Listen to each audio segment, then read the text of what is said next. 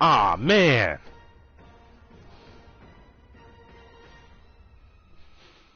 That is some bull. I want to wait for Flip to come back because there is this crazy freaking video that someone posted on r slash, and damn was it tragic. Oh, why'd you gotta quit, man? Why you gotta quit on me?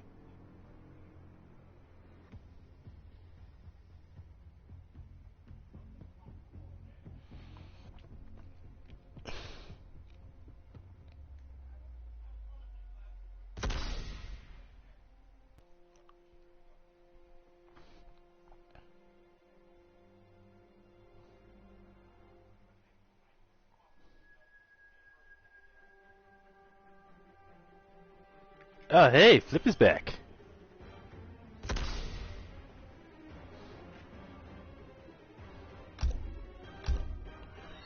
Alright, finally someone accepts.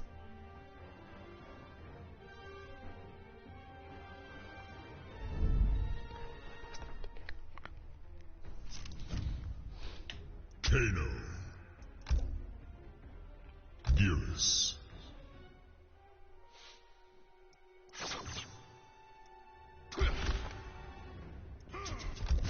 Oh man.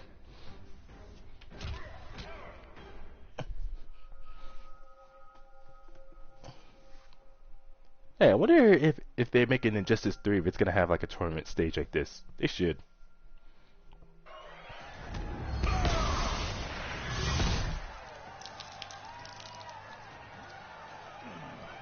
Round 1, fight.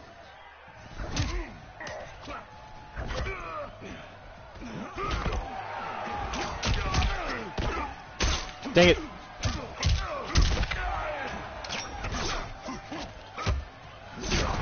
Ah, dang it.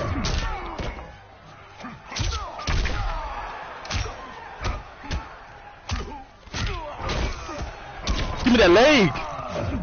Holy shit.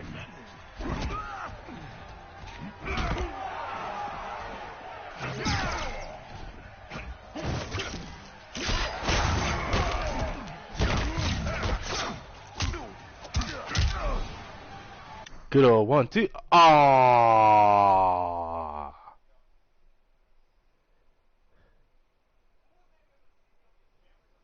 What just happened?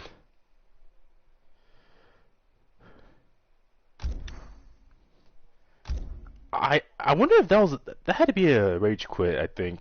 No, because there's that special animation that happens when they do in fact rage quit. I don't know what that was, but and I was whooping ass. I was whooping nothing but that ass.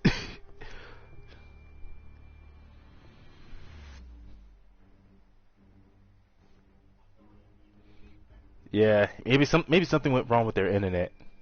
Either that or that was like maybe they did some kind of rage quit so it wouldn't affect them too badly.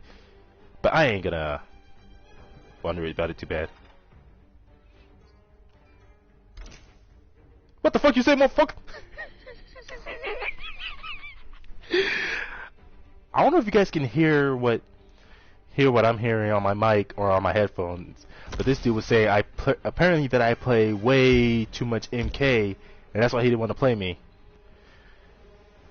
Let's see, I got 66 wins and I got 60 losses. That's not too bad.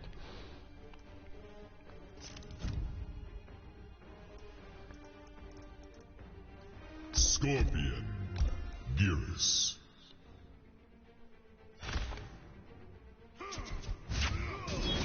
Is it?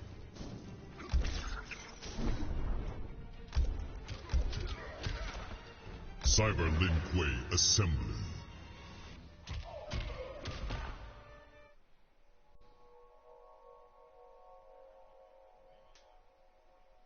I hope in an update they bring back the pit.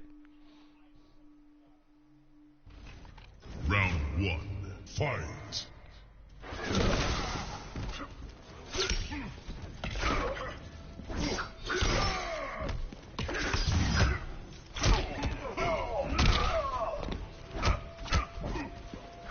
Alright, that's not a block string. Give me that back! breaker! I love that.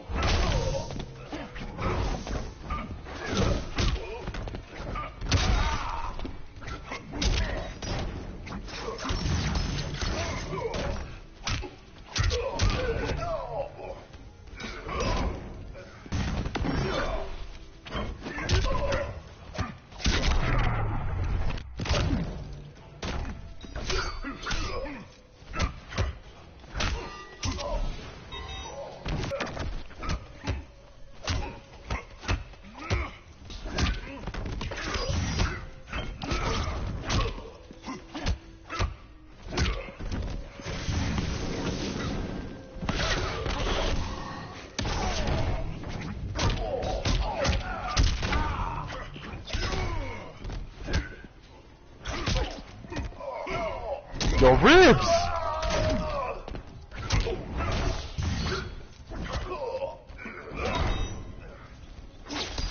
Oh, dang it.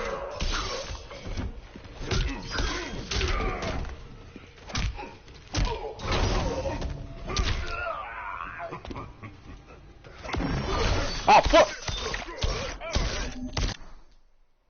What the fuck? What the fuck is this? Why is this game doing this to me? This game hates me. You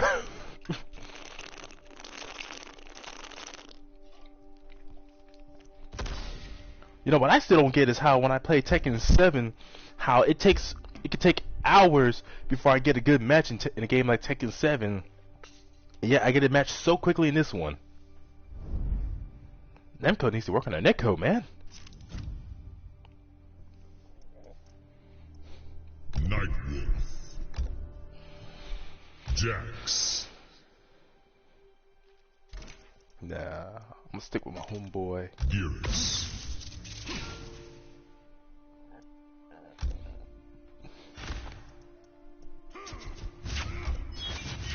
Tank Garage Bunker. This game is right now. You know, Flip, you're right. You want something. Everyone being forced to stay indoors. A lot more people on now more than ever. Round 1. Fight.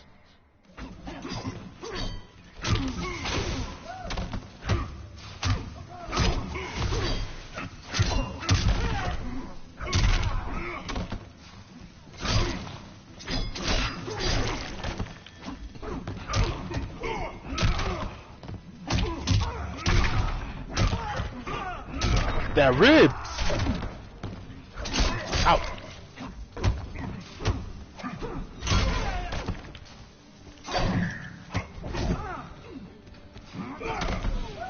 Your end is You near. should give Gears more command grabs, make him a legit Round grappler. 2.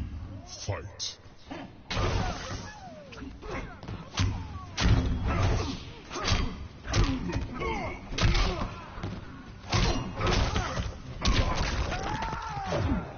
Oh, you just got Resident Evil 3 Flip? Hey, I'm mad they didn't get no giant spiders in that game either. You know, I think Capcom's doing it on purpose just to piss off people. I don't care what their excuse is. I demand next Resident Evil update has, the next remake has giant spiders. Or the next game in general.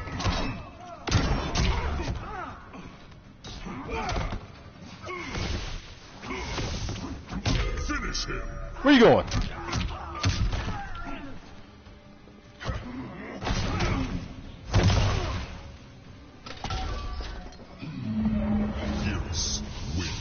Like I keep saying, I don't care what their excuse is, no matter what, I shall be forever mad.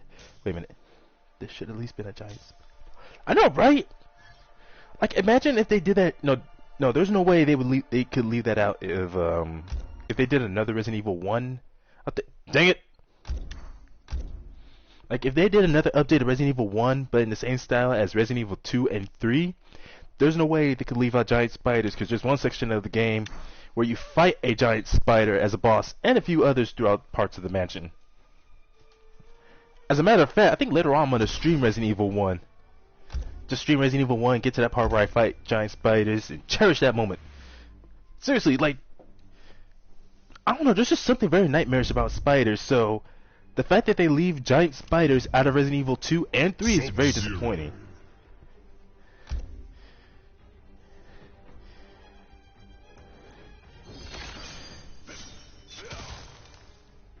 Sonya. Stand down. I wish they gave her a command grab in this game. I also wish she wasn't voiced by Ronda Rousey. She sounds bad. Claire should have got it. Yeah, I don't know. It's like, but there wasn't really much of a boss battle against the giant alligator in Resident Evil 2, the original, where it's like it just chases after you and you got to trick it into biting onto that canister and you shoot that to explode. Fight. So I don't think it was like too much of a change because it's essentially the same thing.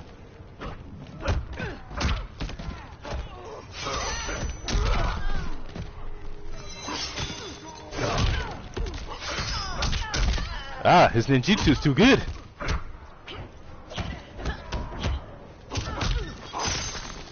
His karate is too oh, that was...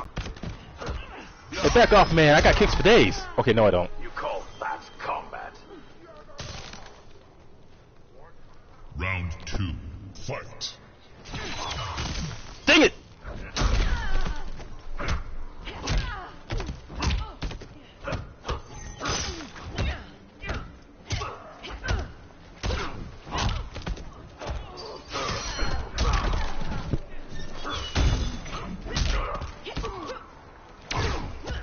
God, his defense is just too good.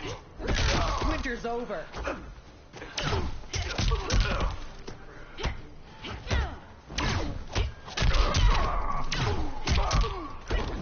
Dang it.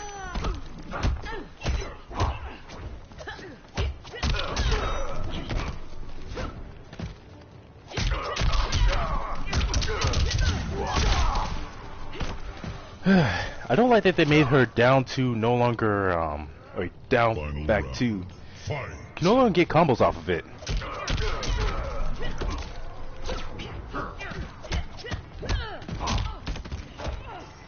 What they should have done was just reduce the damage you get off of it.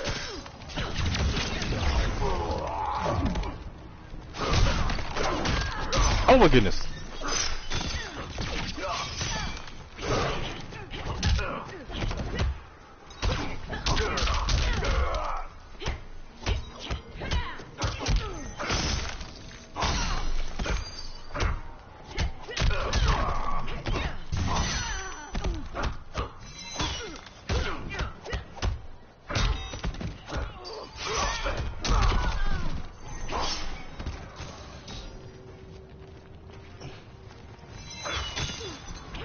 Don't you run from me?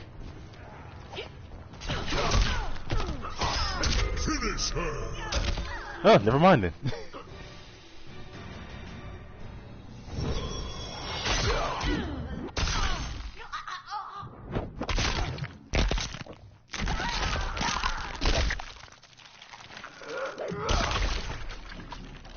Fatality. Sub-Zero wins. Sub-Zero's got a weird obsession with spines.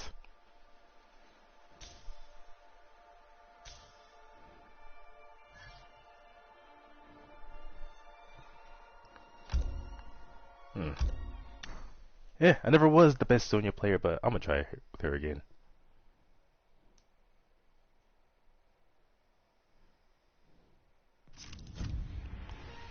But definitely, I don't mind the way they changed the encounters with Mr. X, since technically it's kind of the same thing where you could enter an area and he would attack you out of nowhere. Sonya. So really not too different from the original. Only now he could follow you into different areas, regardless of where you go. Oh, this is what I want. I just don't like the way they changed his design, as in like his outfit. I don't like how he has that fedora and trench coat. What he wore in the original looked a lot more cool. and a bit fitting for a character like him.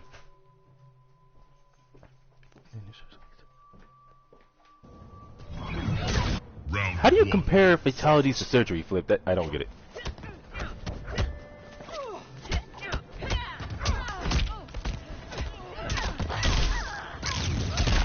So I know Jackie does Muay Thai. I don't know exactly what I think Sonya's style can just be considered like your typical CQC, like what you see in military.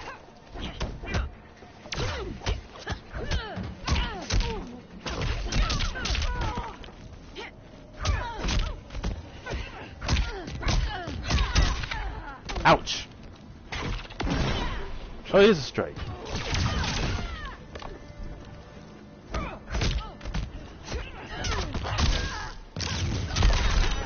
No pain, no gain. Round two. Fight.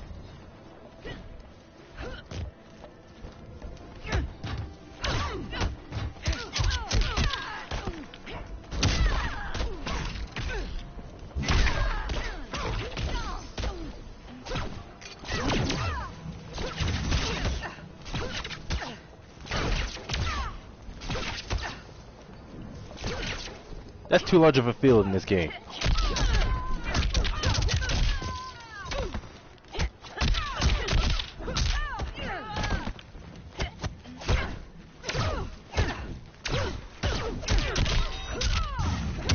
Technique's all wrong. Oh, Spawn? Yeah, Spawn's not bad. He's a challenge to fight in this game, though, that's for sure. I haven't had a chance to play him. Of course, I told myself I'll wait until they make Shiva a playable character before I actually buy this game, because I'm just borrowing it from a friend. But I'll buy my own copy of this, like I said, when Shiva is officially a playable character. She's one of my favorite characters in this series.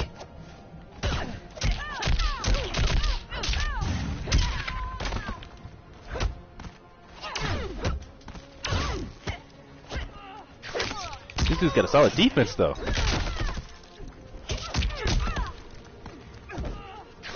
Aha! Your Muay Thai is good, but my MMA is better.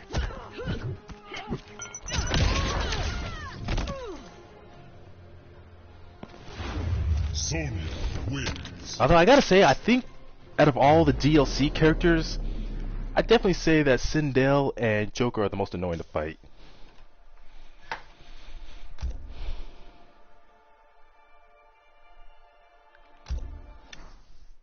What it is she has that goes into her knee strikes. Round one. Fight. Wait, hold on, I'm looking for it. Let's see. I can't find it on here. Sorry, this is taking me a while. I'm trying to find a specific combo. Wait. Forward. Oh. Okay. Sorry about that. Alright. Ready. Ah!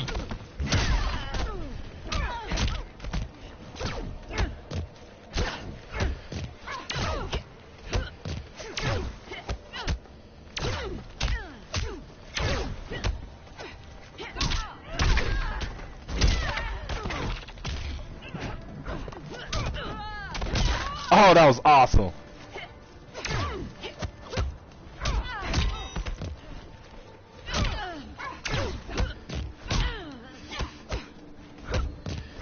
It's like they just know when I'm about to do her forward four or her jumping knee. Lost in the sauce. 60% off. Dang, I should get into that. Round two. Fight.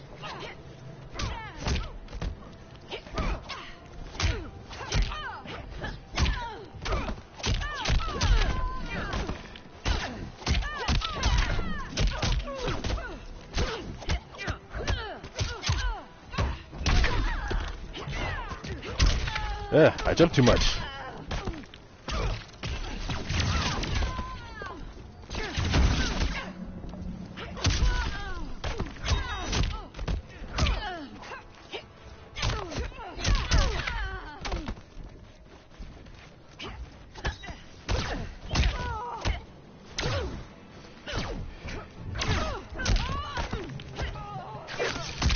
I ain't going down that easily. Target down. Take it! Finish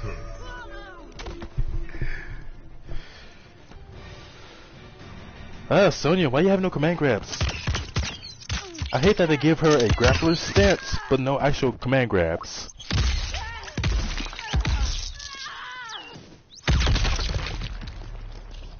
Fatality. Okay, so Briggs. those are all explosives, so why did she have to run up to her opponent just to activate the explosives?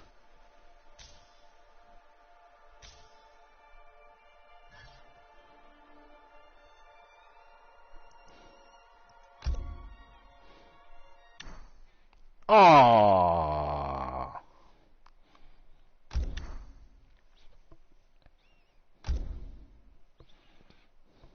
You know, you should be able to unlock gear for characters in this game just from playing online. Kind of like Injustice. Injustice 2 makes it so easy to unlock gear for characters, even if you're playing offline. Because it's like the only gear you can't unlock or earn unless you have online access is the legendary gear. And since it's just one gear and it's really not that much worth it for most of them anyway, it's really not that bad. Because other stuff like, let's see, common and rare gear, and I forget what the name for the gold gear is.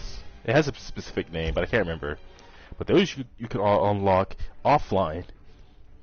So it really makes no sense why NRS would, why NetherRealm would downgrade like this.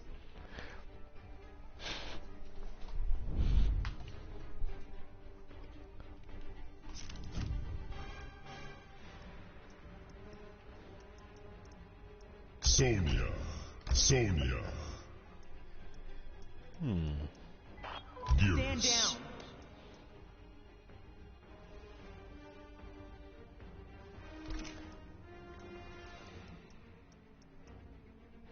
Jax.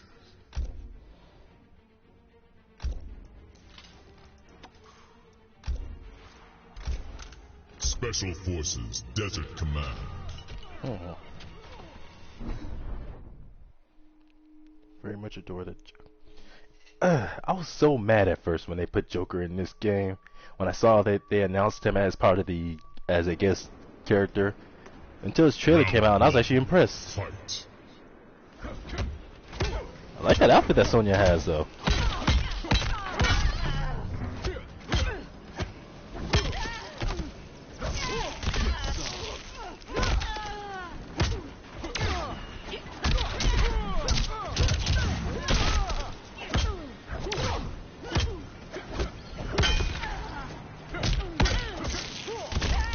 Shut up and come.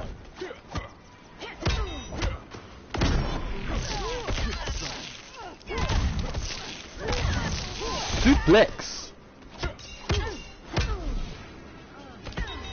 Quit kissing the floor. I kind of like how both of them are kind of specialists. They're both mixed fighters, but Jax does both kickboxing and wrestling. Sonya does judo and some other kind of mixed style, but she's more of a striker than a grappler.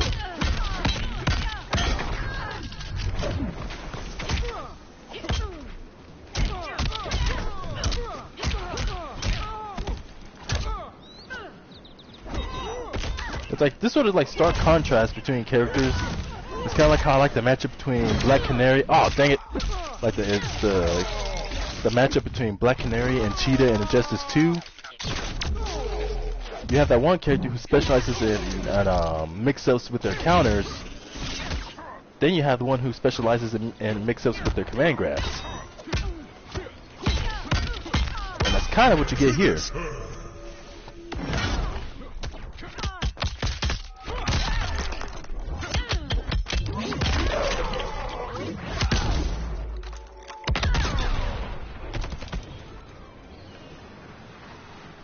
Jax wins.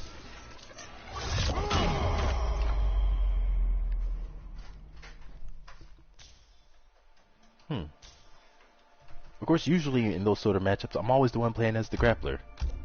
It's usually someone else who's playing as that character who has those counters. But it's no big deal. The Joker.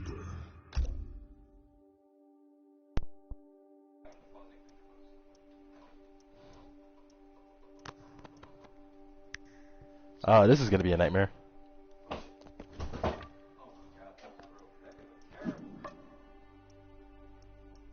I'd hate to think where the hell he's pulling that out from.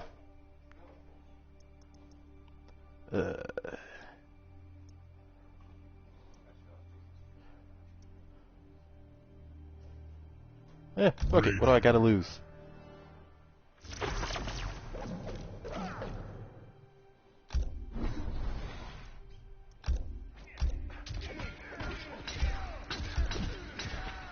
Dang it, that is not the stage I wanted. Coliseum.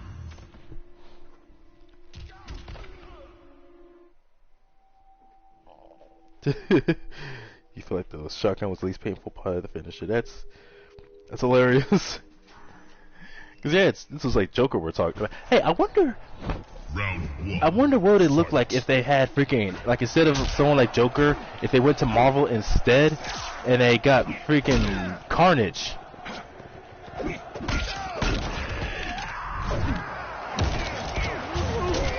Like, can you imagine how that would be if it was Carnage instead?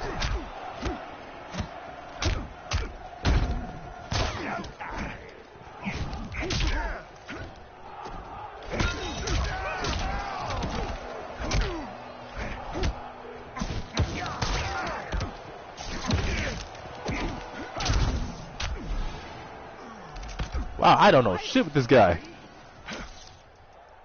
Round 2. Fight. Let's see. Where's his tackle?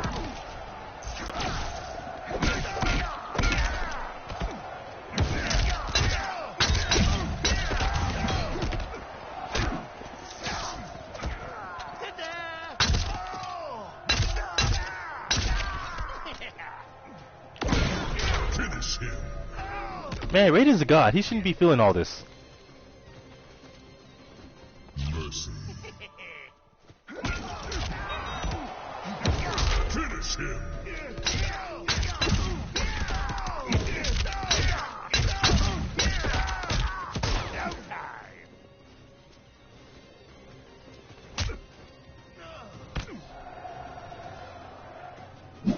The Joker wins.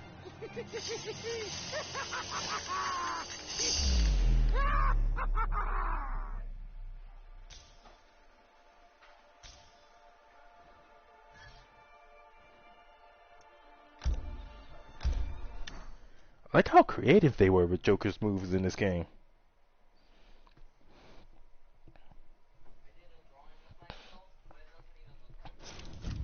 Although honestly, I wish they would stop putting in so many special guest characters and just focus on returning characters. Spawn.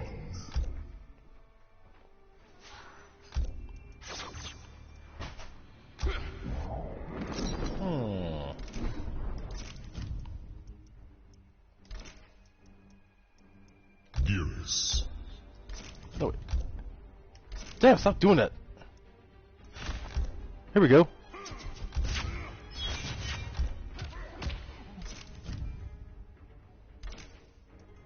The Joker. Aww. Black Dragon Fight Club.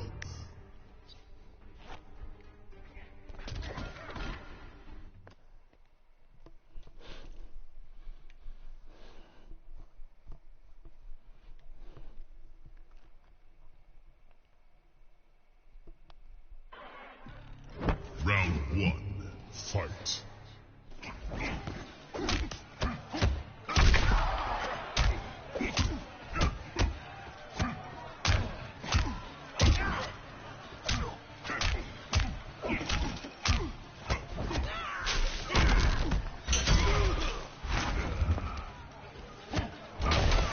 Give me that leg!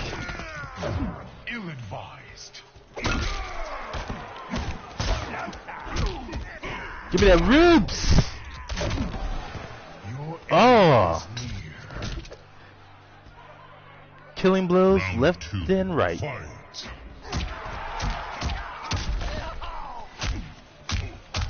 Ouch.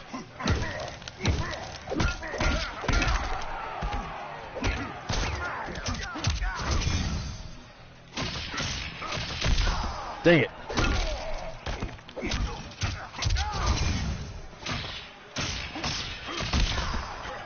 There's a way to time that too. I just gotta find out how.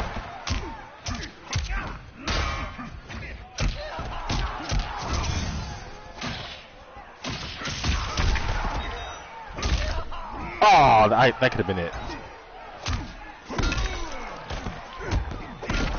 Dang it! Come here, boy!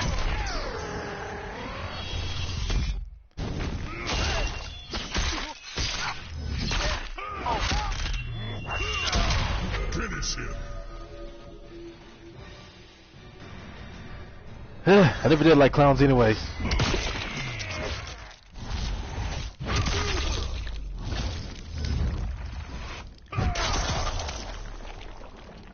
Fatality. Geras wins. I know YouTube's gonna demonetize me for not censoring this, but hey, fuck YouTube and all their BS.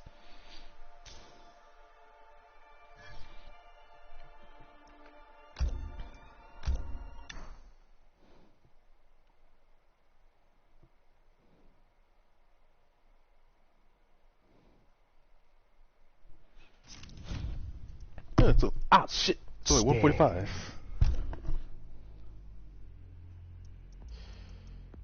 Geras.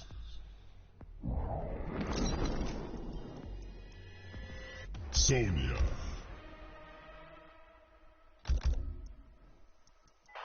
Stand down.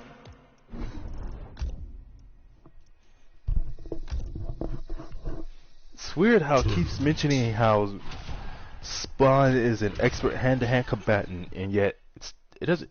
I feel like he relies more on his powers than on his so-called amazing fighting ability. Kind of sad. Hey, is this thing working? It's like if he's such an expert in hand-to-hand combat, then he shouldn't have to rely on his powers that much, or at least have some more fancier moves.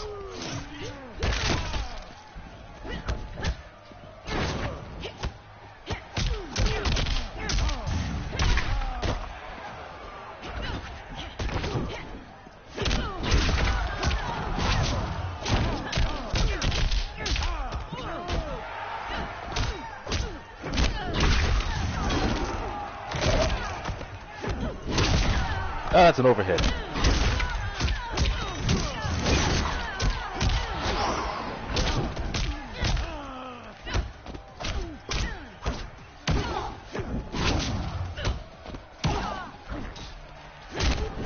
Oh yeah! Let's break that arm.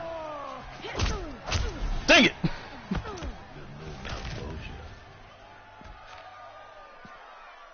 Round 2. Fight.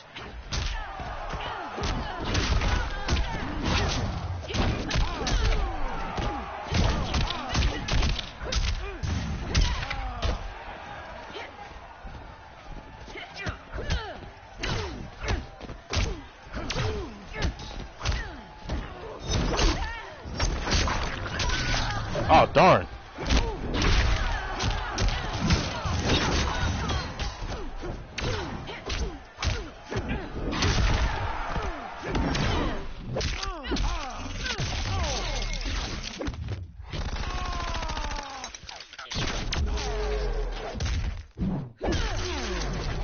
Wow, that damage was pathetic.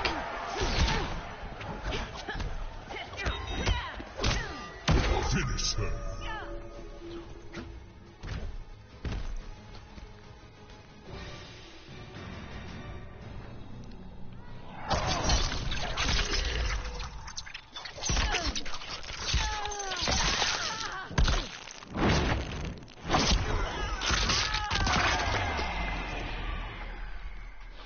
Fatality. Spawn wins. Damn, kinky.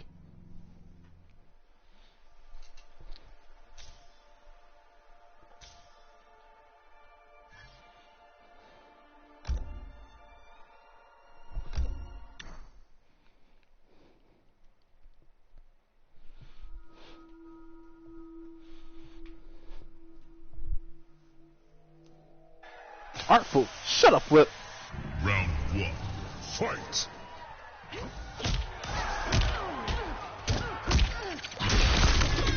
Oh shit!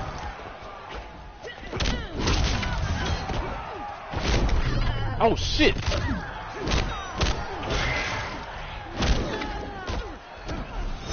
Damn!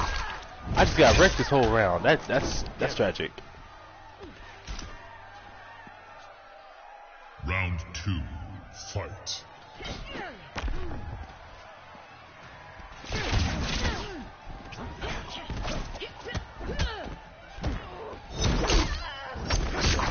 Ah, I knew it.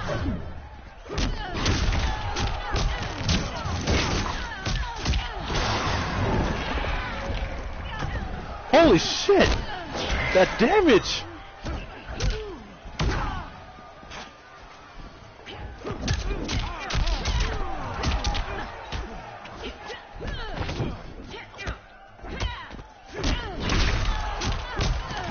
Finish her. Oh, that's a bull! Another soul for Malbosia. Spawn wins. Mythic Gore. Yeah, whatever you meant by that. Man, that chair looks so weird. If instead, like, if they had to go with another special guest character, if I had to pick someone for Mortal Kombat that you probably wouldn't expect, I would have to pick Wolverine.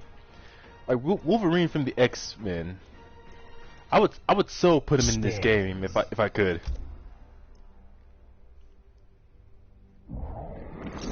And I need to get good with other characters. Jax.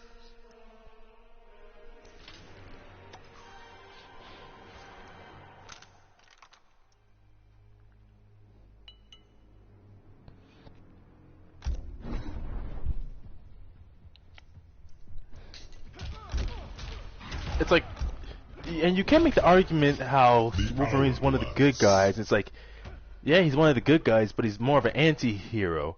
He would, like, he's been shown plenty of times in X-Men comics, in his own solo series, and other series, that he has no problems killing if he needs to.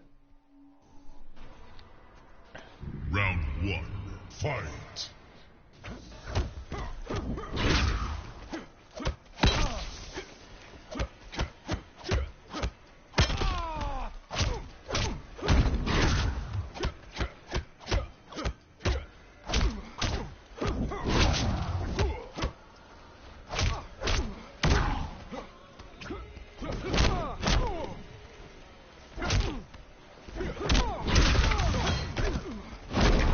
Ah, shit!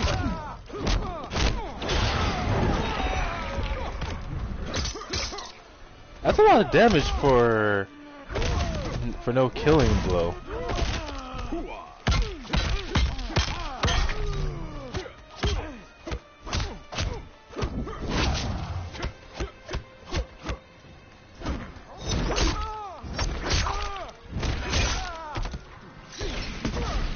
What? Ah, you son of a gun.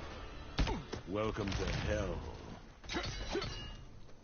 Round 2, fight. What do you mean they did Logan? Ah, you son of a gun.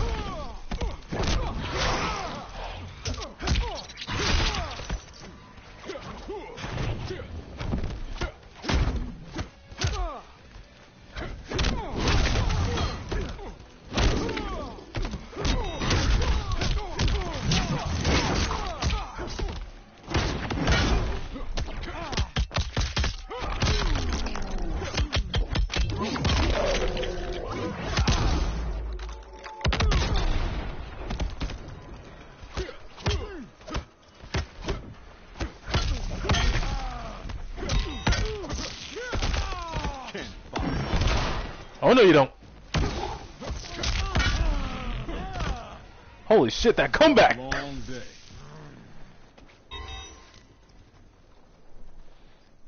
Oh yeah, he did. Fight. I thought he was always pretty much like that in all the movies he's been in live action. It's just that movie was the only one to show just how far the blood and gore they can go with Wolverine.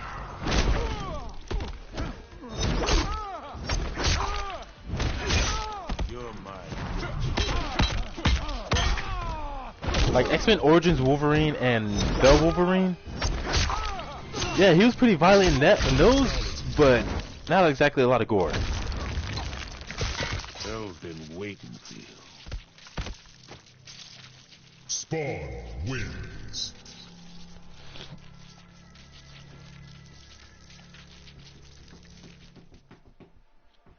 Although I wish with X-23 they did her more like they did in the comics, where by the time she makes her debut, she's like in her late teens, as opposed to being a preteen like she was in the movie. Plus, I did wish she did talk a little more. Sure, she wasn't extremely talkative or nothing in the comics, but nowhere near close to being mute like how she almost was in Logan.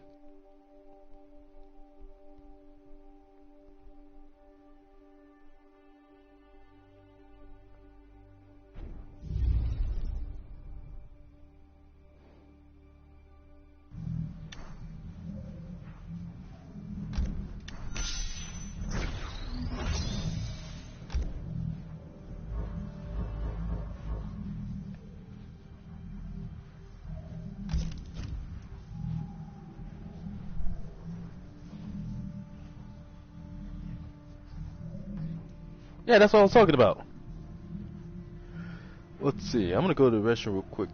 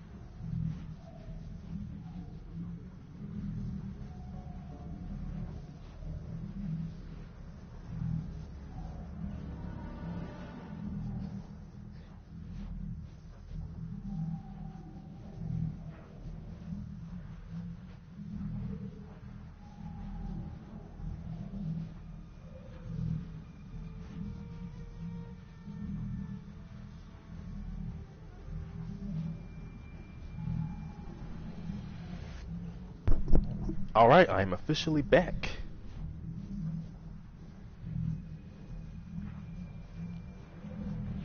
Yeah, if I remember, I don't know if they did this in the movies like they do in the comics, because in the comics, it's only her claws, like the claws, she has like one claw in each foot and two claws in her hands, and those are the only parts of her body that are, the only parts of her skeleton that are covered in adamantium.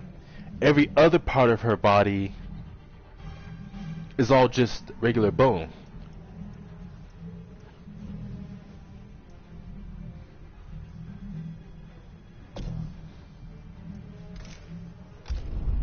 Which for me, I kind of like that. Let's see, I need 8. Wait a minute, what's 8 plus? It's 8 plus 7, so I need 7 more throws. And I need 12 more uppercuts.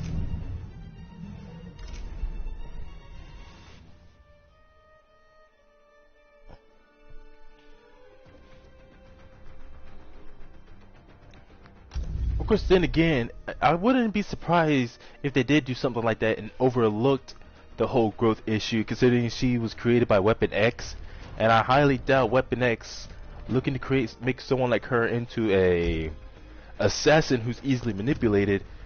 Yeah, I don't think they would care at all if she could grow or not.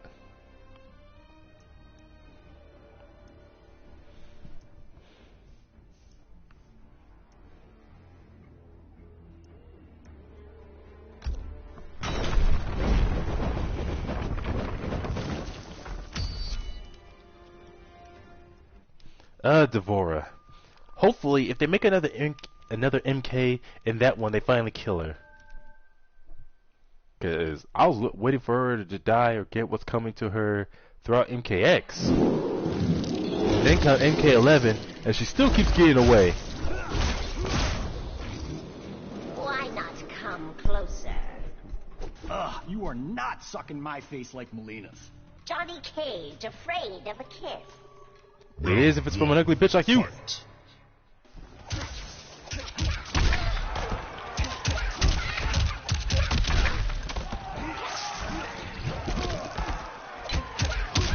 Showtime.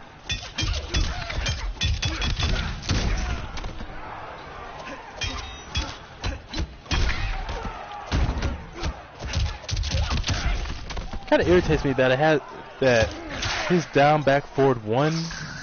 This move right here, it has the same input as a command grab would have, Round 2. but it's not a command grab. That hurt.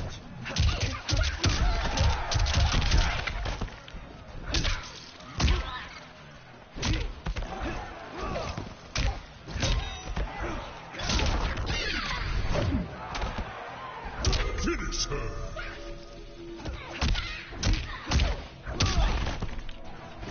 Johnny Cage wins. Flawless victory. I don't think I did any uppercuts or throws throughout that whole match. Dang it. But like I was saying, it's not really a Sony Entertainment thing. It's like I said, it would make sense if something like that happened and they didn't care. And by they, I mean Weapon X, because why would they care about her being able to grow or not? They probably figure, okay, so this one was successful, so let's make every other clone just like this one, except somehow better. Why? Because they're evil. We come from different worlds, Johnny. Aren't you from Earth Realm too? I mean, I come from the real world. Round 1. Fight. Dang, that was cold.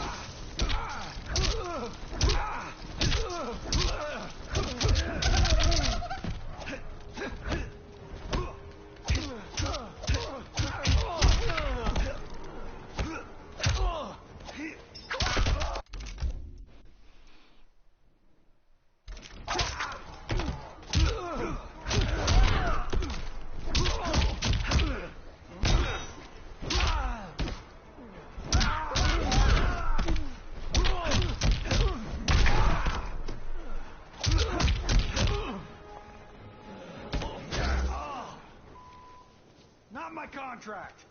Round 2. Fight.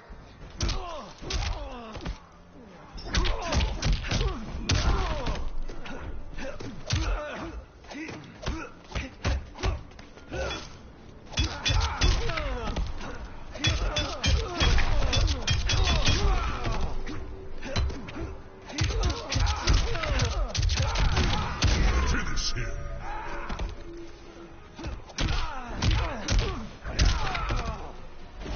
Johnny Cage wins. Flawless victory. Sounds more like a parody than a sequel you could take serious. That'd be funny if they did a parody like that, where it's kind of like a superhero movie, but it's It's literally just the X-Men, but in a very, very fucked up version of the X-Men. Something way more comedy based than action based. I would like that.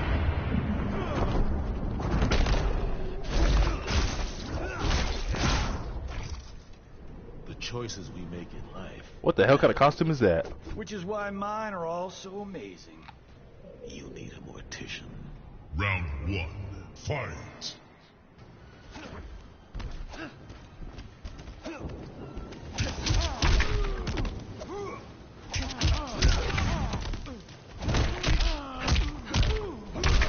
Score!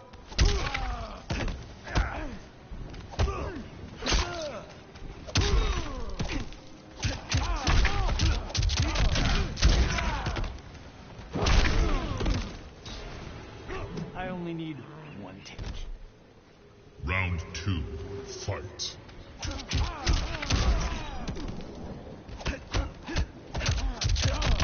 Damn, I'm good.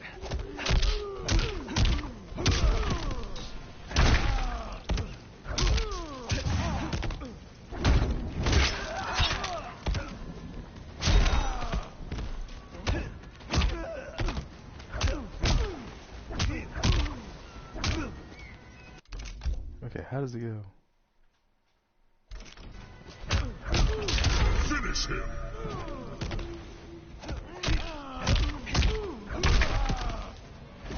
Johnny Cage wins. Wait, that's supposed to be tech armor? For a moment, it almost looked more like BDSM type armor. Hey, so fucking fly. Hey, all these damn bugs getting into my damn room.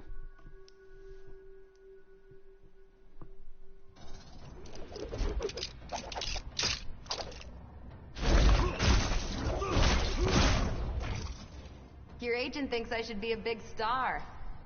Stay away from those Hollywood sleazebags. Present company included? Round 1. Oh, that's cold. Why you gotta talk about your dad like that? Oh, snap.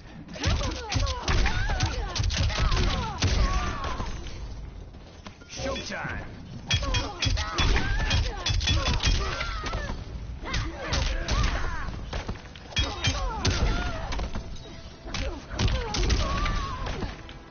I only need one take. Round 2. Fight. I really don't know what kind of armor that was supposed to be. Like, I really just couldn't tell. I don't like how she keeps having... I really wish they'd come up with a much better moveset that doesn't require having that damn drone around her all the time. And I don't like how they took away, like, she had a grappling variation in MKX. I wish they gave her at least one command grab so as to showcase her grappling ability, because she does... Listen, she has judo. It's like a judo throw she has in Mortal Kombat X for her command grab, where she'll do a quick arm break and then flip them over, a quick shoulder throw. Like, her overall moveset and her stance, and the fact that she had a grappling variation, which I liked, was much better in MKX. Here in MK11, her design's not bad, but her moveset, I don't like it. Especially that damn drone.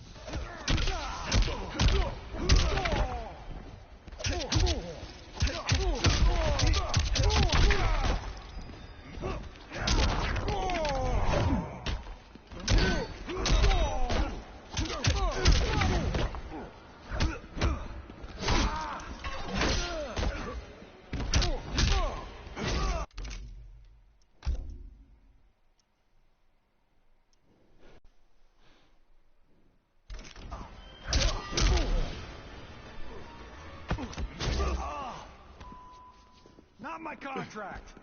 Round 2. Fight.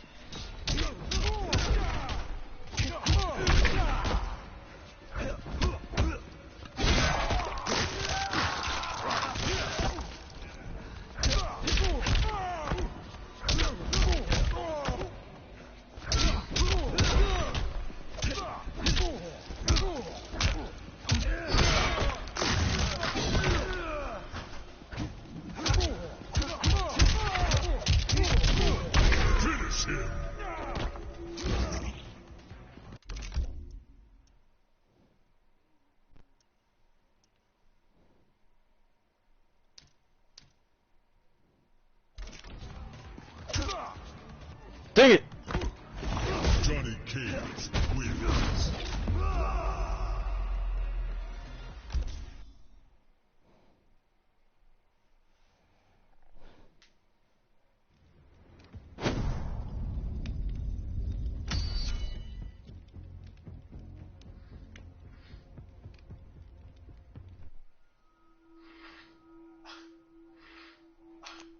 Shut up, Flip. Round 1, fight. Too bad Aaron Black doesn't get to meet his modern counterpart.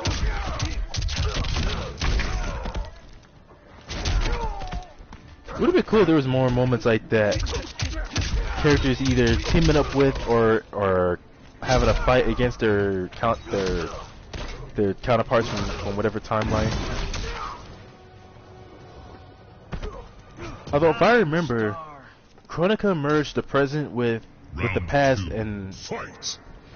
let's see, the past timeline up to when Kung Lao just defeated Kentaro. Right before he literally got his neck snapped by Shao Kahn. So what I'm wondering is like, at what point during that time, during the second tournament, was Cabal still part of the Black Dragon, before leaving and becoming a cop? Because in MK9, that's exactly what it was. He was a police officer, and so that's what I don't get. Unless maybe something happened and Chronica just pulled him from a further point in time in the past. That's all I can come up with.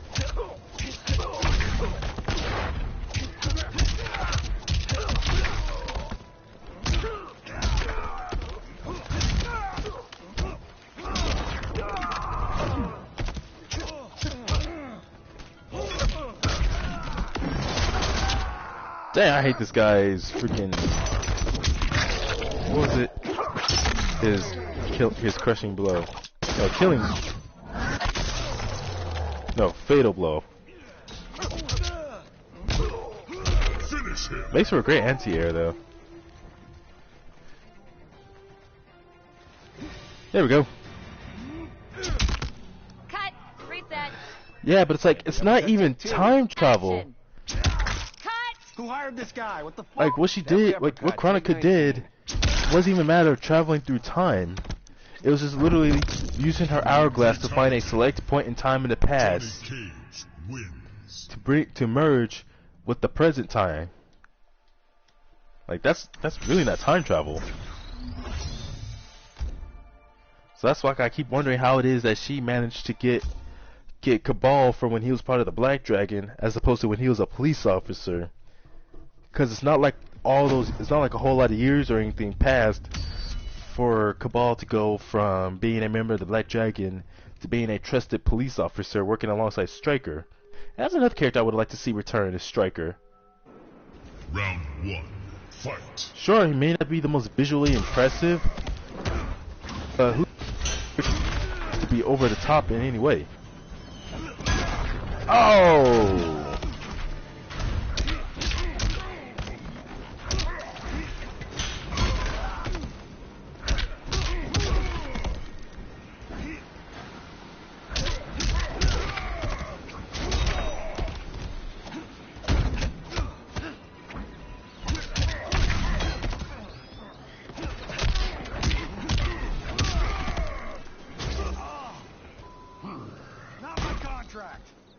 Round 2. The hell? Shut up, Flip.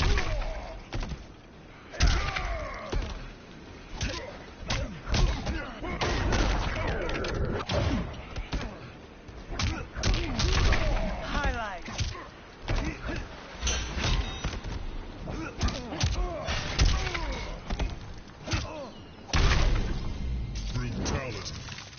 Johnny Cage. That's right. Johnny Cage wins.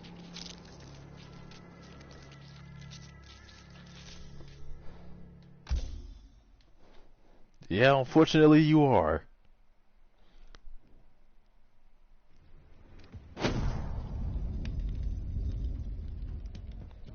Oh, I just remembered, there was this video I was watching from r/, and it was about, and the guy posted a story about how his wife freaking Round baby 1. trapped him. Fight.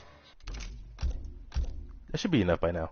So basically, he was saying how when he and his wife first got after his wife and him got married, originally he didn't want to have too many kids. He only wanted to have just one child, because what he wanted to do was he and his wife maybe at least have one child together, so that way they'll just have that one child and just be able to save money. But for some reason his wife was adamant that they have a second child. He didn't really want that, but she basically guilt tripped him, a whole lot of begging and whining and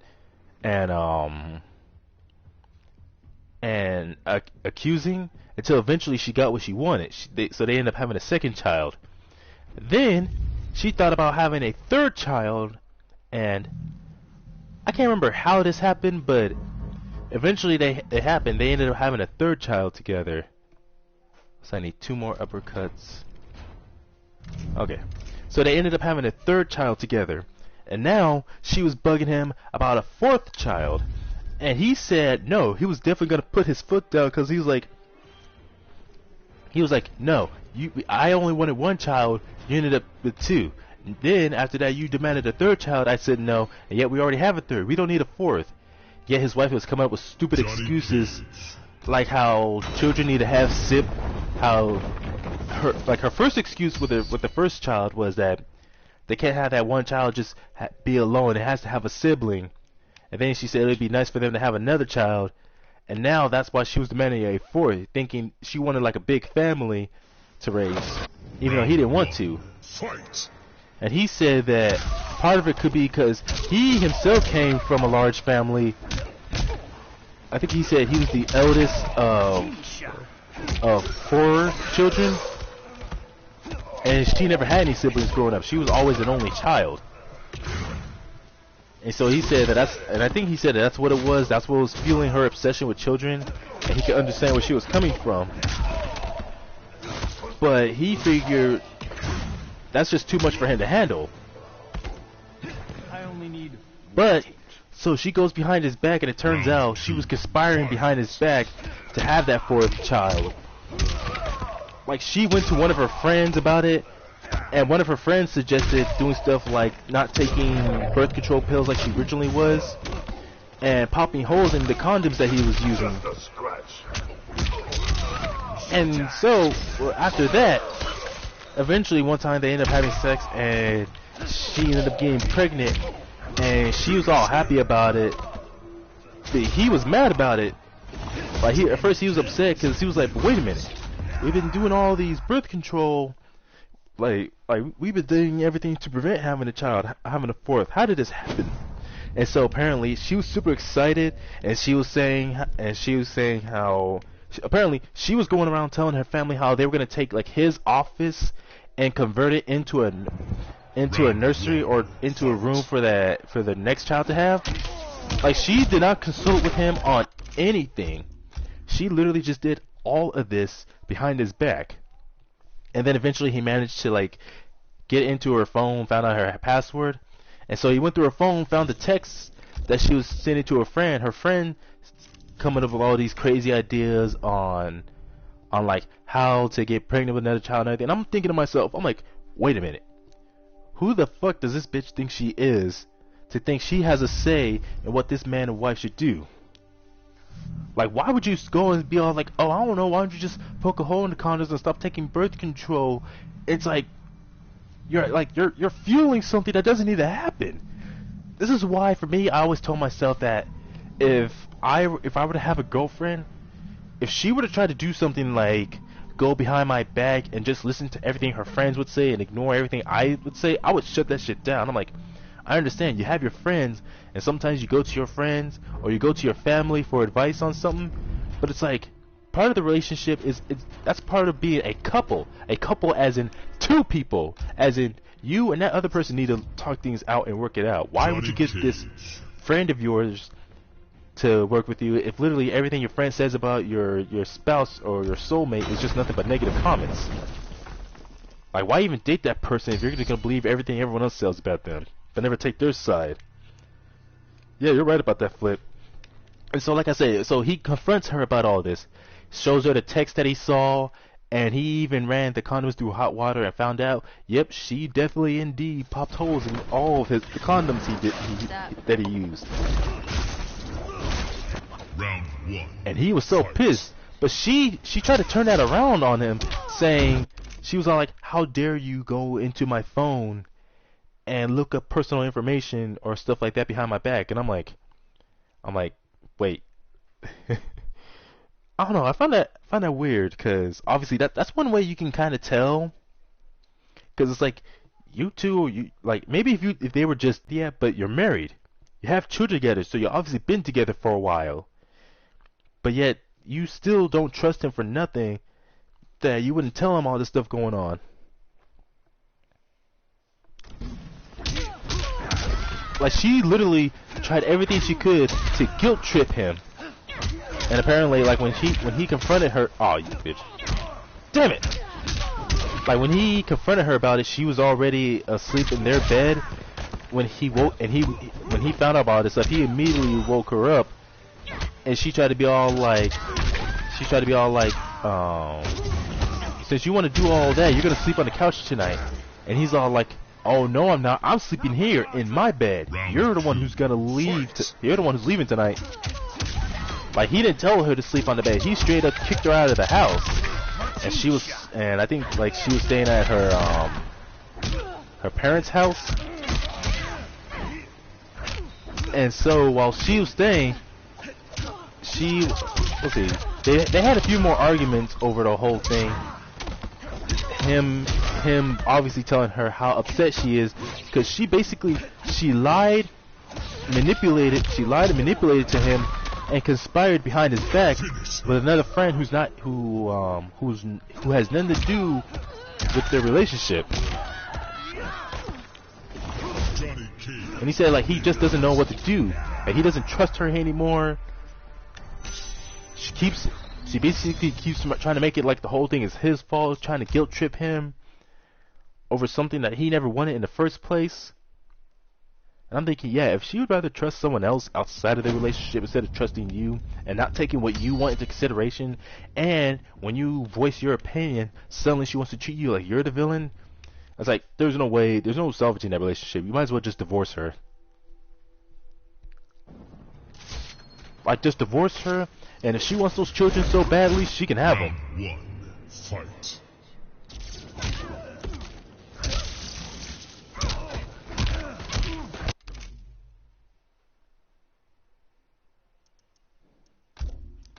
We'll see if I can start this over with an actual mod. I hate these sort of mods that are like, it gives the AI this aura where even if as you're attacking and landing hits, the aura will still work. It's like, so Jackie right here has an electric aura that's gonna constantly electrocute me every damn time I get close. But I think it's between that electric aura and the ice one, which one is more annoying to deal with. The ice aura that constantly freezes you every 5 seconds. Let's see, Necromancer. But what I was saying about that story I read on r/, I'm thinking, I'm like, no one, and I mean absolutely no one, deserves that. Zone the bitch. Yeah, you're right, Flip. Let's see, summon Baraka to assist. But it's like, I'm like, why would you marry someone? It's like I just hate how that happens. Like, you think you love that person and how you care very much about them, and yet it's only until after you marry them that eventually you realize just how psychotic and fucking crazy they are. And for her to do all that to him, it's like, why would you do that to your own husband? And I hate hearing about those kind of relationships someone's in where, like I said, they have those so-called friends. I'm like, a real friend would learn to stay out of the conversation and try to offer advice that can help both sides. Unless one of the sides is being absolutely evil, like abusive or neglectful or something like that. But that's not what was going on in their marriage. he was being so kind, supporting husband. Like, he was willing to go as far as to have 3 children after she begged him about it. But I'm like, to do something like that extreme, I'm like, no, he needs to divorce that bitch. Just get as far away from her as possible. Because he just sounds like to me like he deserves way better.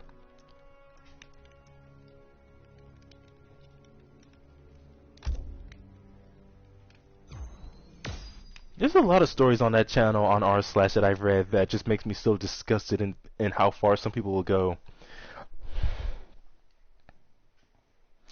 Yeah, it is. Like this one, there's this one story I listened to where oh, the dang, I still get electrocuted.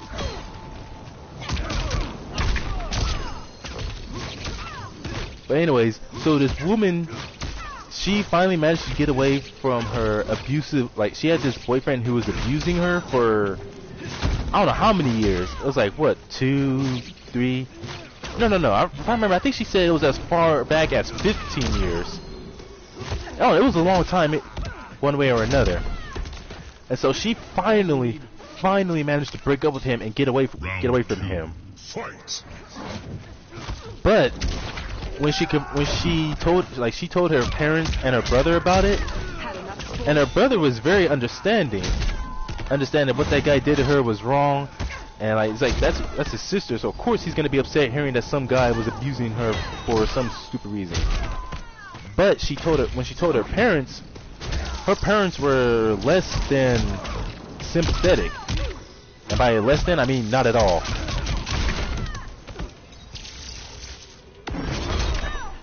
Like, seriously, the parents of the woman who was being abused, they immediately started criticizing her, saying how it was very selfish of her to break up with him and all that because they wanted grandchildren. Like, they wanted grandchildren very badly. They was all like, well, that's your problem, but what about us? We want to have grandchildren. You're already in your 30s.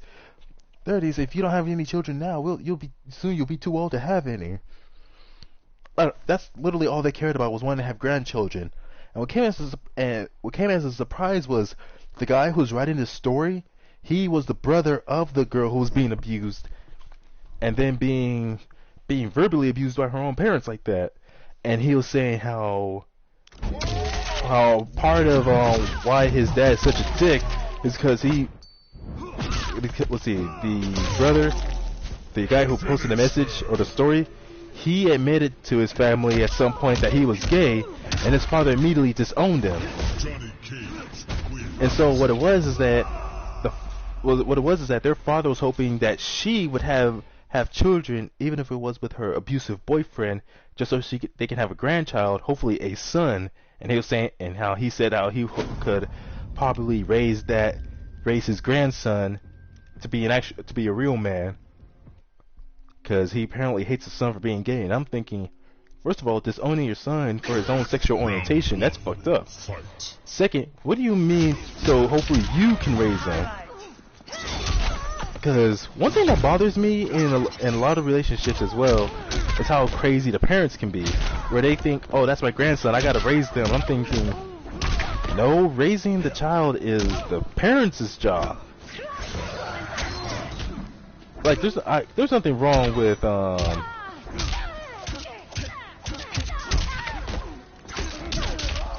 wait, I need to concentrate. So like, to me, there is nothing wrong with like parents wanting their children to meet the family and all that. The only time that's really a bad thing is if their family is fucking crazy or just plain mean. That's the only time then they shouldn't be concerned with their child being around the rest of their extended family. Yeah, you're right about that, Flip. But now, where was I? Oh yeah, it's like if he's so quick to disown his own son because of his own son being gay, I'd hate to see how abusive or manipulative he could be towards his own grandson or granddaughter if he ever had one. I'm like, to me, any kind of like parents who have that mindset where they just want grandchildren so they can raise the grandchildren as well, and yet somehow conveniently forget that it's their child's child. I'm like, yeah, you should probably keep the kids away from them because they sound very, very selfish. So, like, seriously, someone was abusing their daughter for years, and she was finally brave enough to get away from that guy, only for them to be all like, well, what about us? We want grandchildren. It's like, I don't know, you're just fucking pathetic if you're that selfish. And what was another, oh yeah, it was another story on r slash where this woman, she had a roommate, and so this roommate of hers went on vacation somewhere, and no, she met some guy on, I think it was on Tinder, and they hit it off pretty well. According to her, they had this good relationship for such a long time, until one day her roommate's boyfriend comes by for a visit, wanting to surprise her, because apparently that was going to be the first time they met in person, because for the past few, I think it said past few months or the past year, they were only talking through social media and FaceTiming. And so the person who posted the story, they were the one who answered the door, and her roommate's boyfriend was immediately like hugged her and was talking all sweet to her, and she admitted she was all confused and creeped out by it, until he was all like, but wait, aren't you Maggie? And she's like, no, I'm Summer. Maggie is my roommate. And he's all like, oh, this is confusing.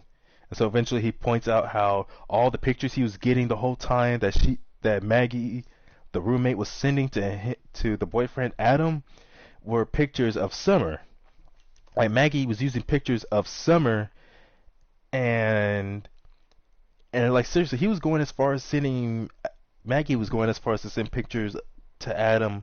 See, it was pictures of Summer in her underwear, and in other very exposing pictures. Even other pictures that she got of random women on Google who could possibly look similar to Summer.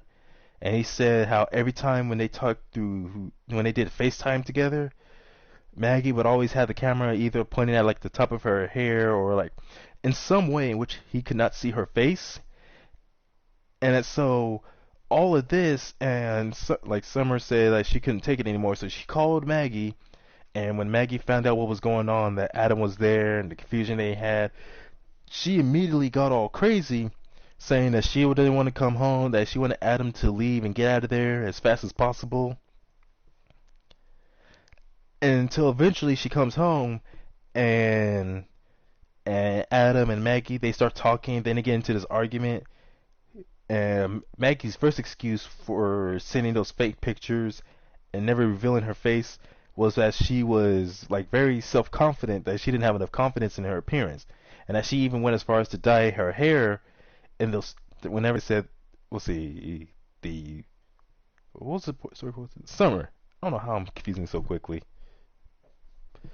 But anyways, so Summer was herself then said how after Adam left angry about it, that Maggie apparently started getting on her, like that Maggie was screaming and hollering at her, throwing stuff, and just overall acting insane, and trying to blame Summer for all of this, which I don't know how was her fault, but she said that that's what Maggie was doing.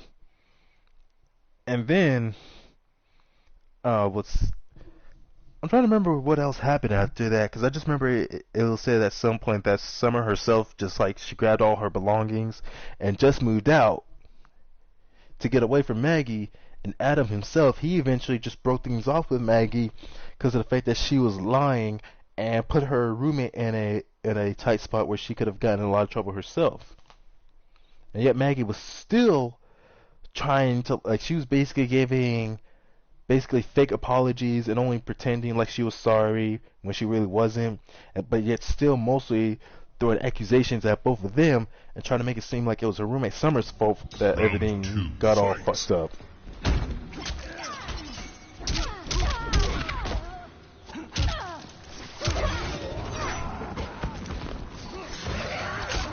There, he fighting Katana.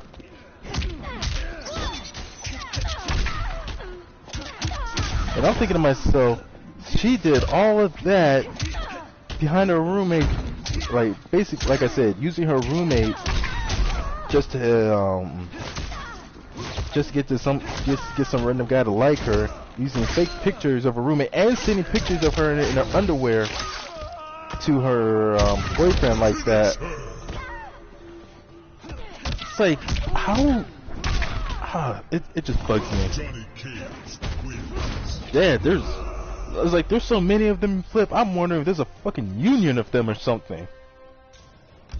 So it's like, between that girl who basically used her friend as a scapegoat to try to get at this guy on Tinder, that woman who admitted to being abused by her boyfriend for years, only for her parents to be selfish and be all like, we don't care about you being abused, we want grandchildren, damn it. Between that and between the first story I was talking about, that woman who literally manipulated her own husband, went behind his back, and, as he put it, baby trapped him. I don't know which story I can consider the worst.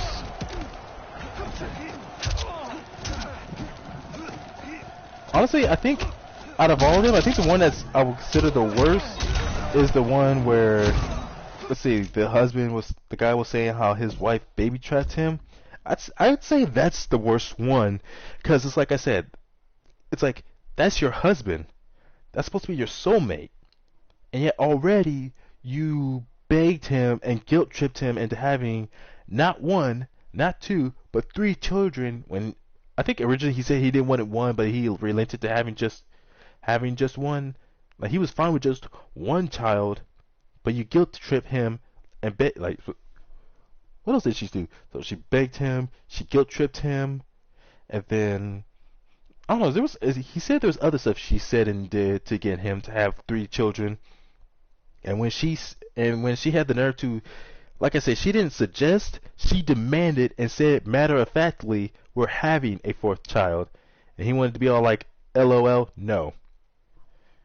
But no, she said it in a matter-of-fact tone, we are having a 4th child. And like I said, going through all that trouble to finally get what she wants, not caring about all about what her husband wanted, because it's like I said, they're already married. So if he were divorced, yeah, there was obviously a lot of stuff like who would get what, who are the children going to go to, and him having to, well, married or not, those are his children, and he would still have to pay child support one way or another.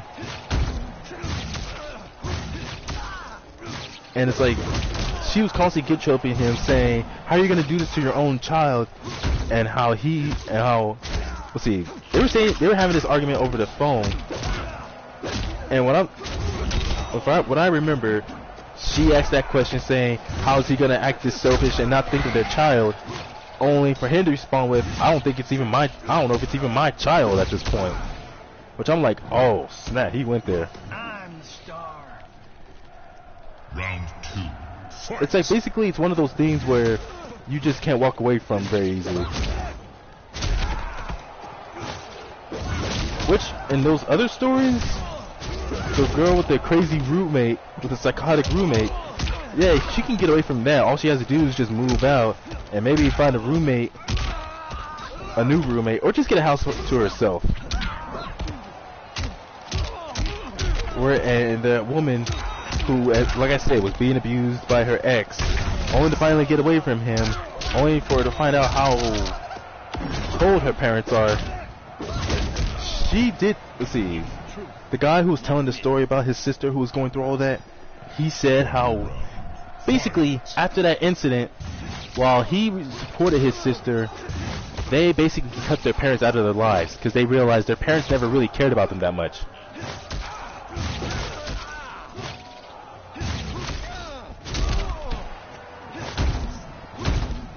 Which I think, yeah, that's a good way to just go about it. Like, if your parents don't give a damn about your own well-being for whatever stupid reason, then I can understand definitely. Like, just cut them off. Just cut them off and don't ever worry about them. But that guy with the psychotic wife, the evil, manipulative bitch that he made the mistake of marrying, yeah, there's no way you can get away from that easily. Who hired this guy? What the fuck? Deadly uppercut, take 19. Let's see. Fatality. Johnny Cage wins. You know what's funny? That was one of the things she said to him to try and guilt trip him. Like she literally, like he said how she told him how it's all his fault and that if he didn't want any children, he should have gone and had a vasectomy.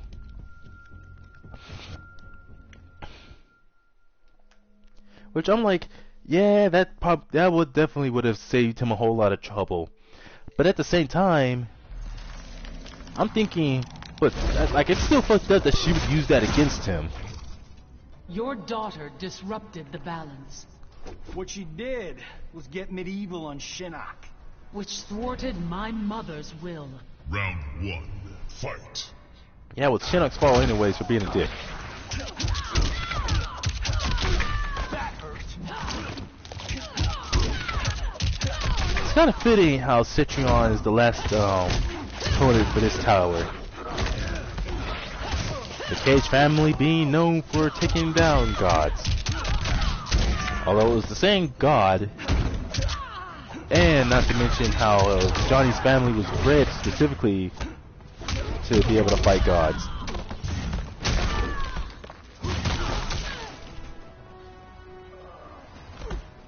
I only need one take.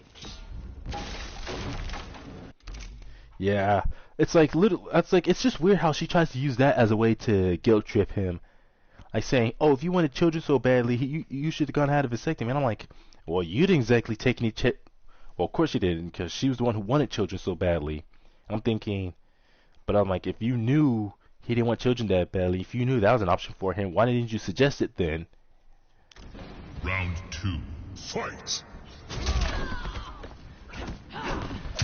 Honestly, stuff like that is probably the reason why I am still single, because I will admit I am very worried about, like, if I don't want to be that kind of guy who has to go through so many different girls before finally finding the right one. And even then, even if I do find who I think is the right one, only to find out she's just this crazy, evil bitch of a human being. Especially if you end up marrying them already and find out, like, you're like, damn, I already married this crazy bitch. Fuck! Because, like, at that point, what can you do besides divorce? Because that's another thing that sucks about it is how, rather if it's a crazy boyfriend, or rather if it's a crazy, Who hired this guy? like, rather if you're just dating or if you're married, if you just break up with them, or if you're married and you divorce them, how even after separating officially, they still won't leave you alone. Like, they want to find out who you're with, who you're with now, if you're with anyone, and what you're spending your money on. And it makes it even worse if you already have a child, because if you have a child, and I don't know, usually in most cases I see, if the husband can't prove that the wife is an unsuitable mother, then it's usually the mother who gets the children. That's what I see most of the time. And basically what I mean is how you finally manage to get away from that person, but they just will not leave you the fuck alone. They still think somehow that you owe them everything, or that it's all about what they want. It's just bad, man. I can't use consumables when fighting Chronica. Okay. And like I said, that's why for me, I really want to hope I can avoid in that sort of situation. I have been expecting. Oh, shut up, woman. Round 1. Like, I don't want to end up having to, like, where I end up getting married, only to realize that my so-called wife is this untrusting, evil person. Any other words I can use to describe them?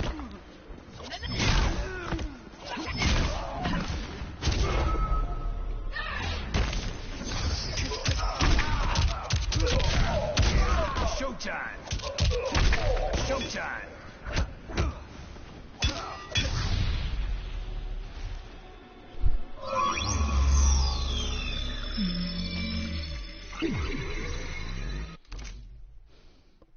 Damn, Flip. That's cold. Manipulators know no bounds. Any trick that will work is on the table. That's one of the reasons to hit me. Damn. But what's disturbing is how right you are. There's some people where they're like, oh, I can't, this person won't leave me alone, I gotta get away from them. And so, I don't know, or usually sometimes what it is that, let's see, what is it? I keep pausing too much. That sometimes it's the person who's being victimized by their crazy ex-boyfriend, girlfriend, ex-husband, wife, or whatever, and they're like, this person will never leave me alone no matter where I go, no matter what I do, and so they end up hiring a professional hitman to get rid of them. Or it's the crazy ex who thinks, oh, they how dare they now, I'm gonna have to hire a hitman to get rid of them for me.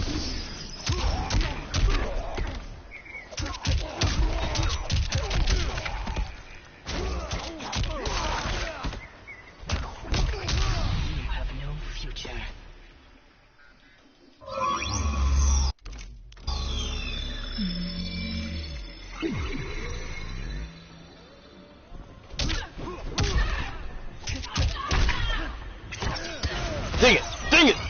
Sands have run out.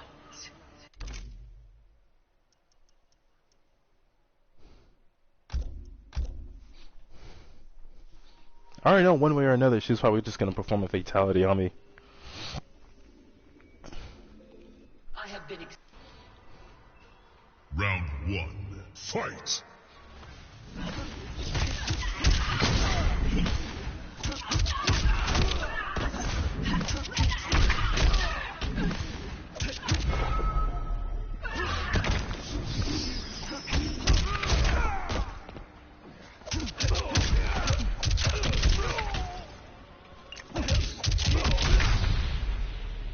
Time will not heal your wounds.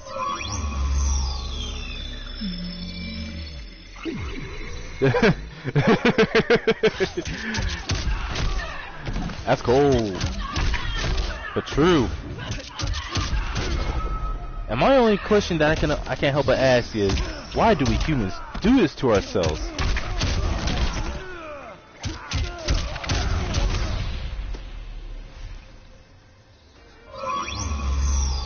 Oh, I wish I could just skip all this.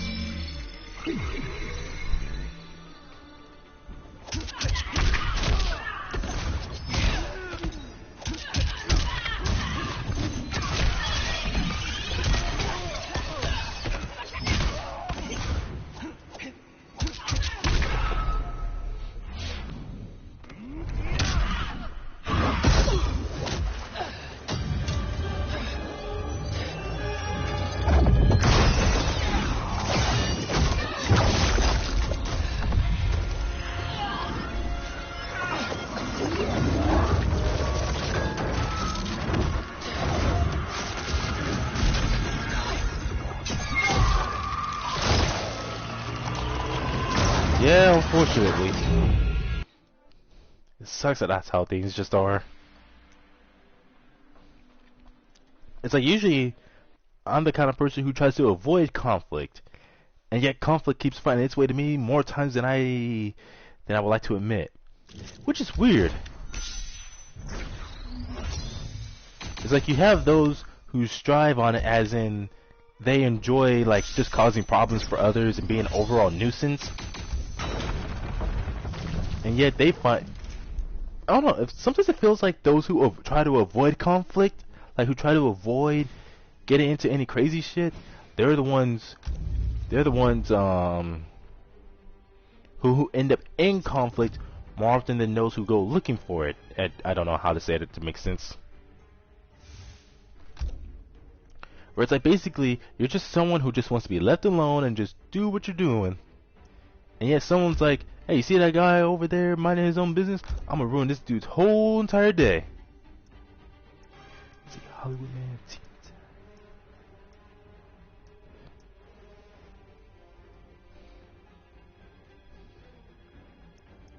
Wait, what the hell was I doing?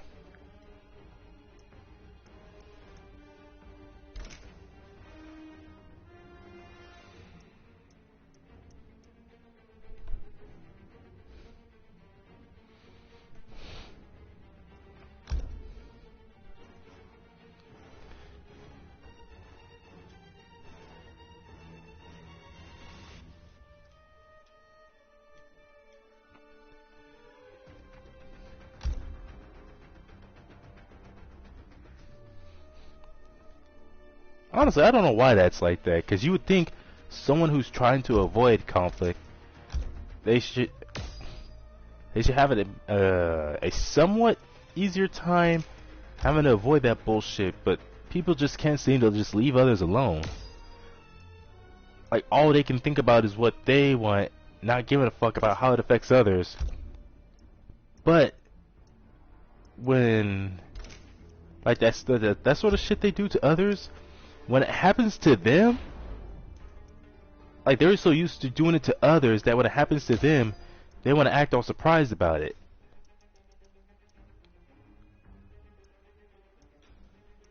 You know, there should be like a variation on his glasses where he just has no glasses on at all, because he doesn't wear any sunglasses in story mode. And I think it should be like that as well, where here in the customization, just give players the option of no glasses whatsoever. What the fuck was that? Johnny weird in this game, man.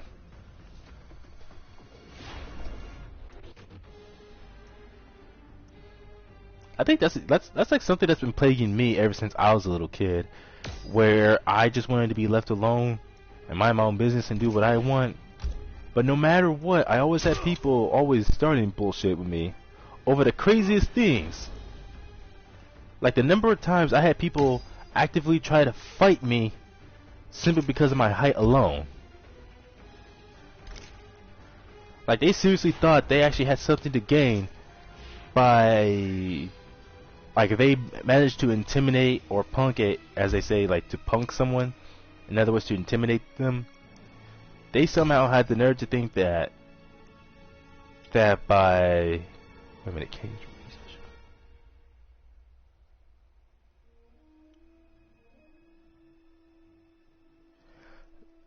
reposition. But anyways, they somehow feel like that by starting shit with the tallest guy they can find, that will somehow make them look tough. And I'm thinking, like I said, it's just one of those things I just can't help but think about. Like, you just can't help but wonder why.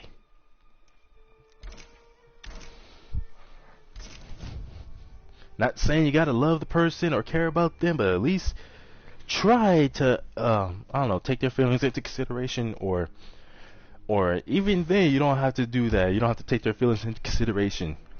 Just leave them alone.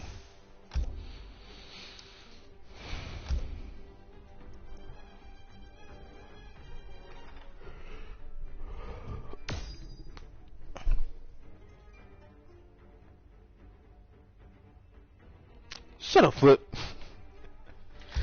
Talking about, be right back. I'm back. Yeah, right. Counted no more than a few seconds. Kung Lao, Mr. Kung Fu Man. Excuse me. I keep saying that Kung Lao style is more traditional Kung Fu, but Liu Kang does traditional Kung Fu as well. Specifically, it's Shaolin Kung Fu. I don't know what to call Kung Lao. Like, Liu Kang does Shaolin Kung Fu. Kung Lao, I don't know what to call his form of Kung Fu, but definitely there's some Wing Chun in it. You can tell just by the way, by the rapid fire punches that he throws. Yeah, he does some Wing Chun.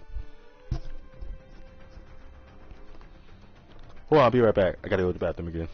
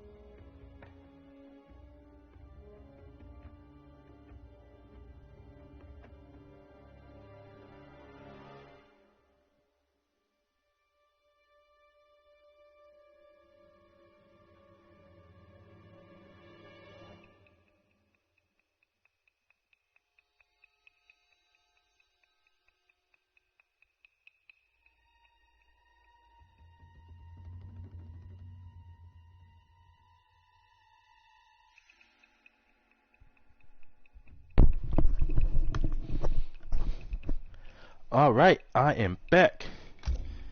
You know, all that crazy stuff about crazy people, evil people, manipulative, lying, crazy people. What the hell?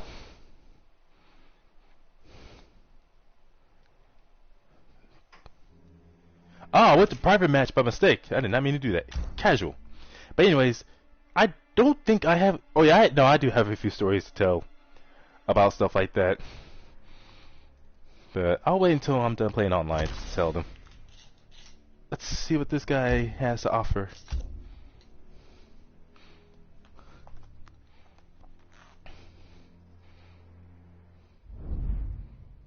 Fuck. What the hell? Shut up, Flip. Always got something weird to say. Jax, Scorpion.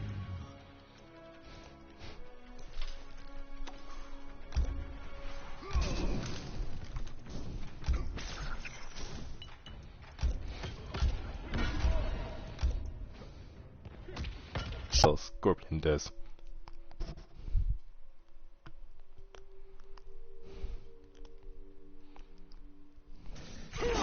Round 1, fight.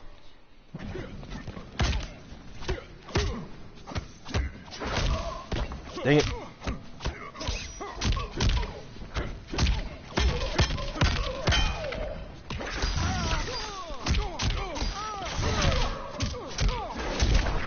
Superman punch.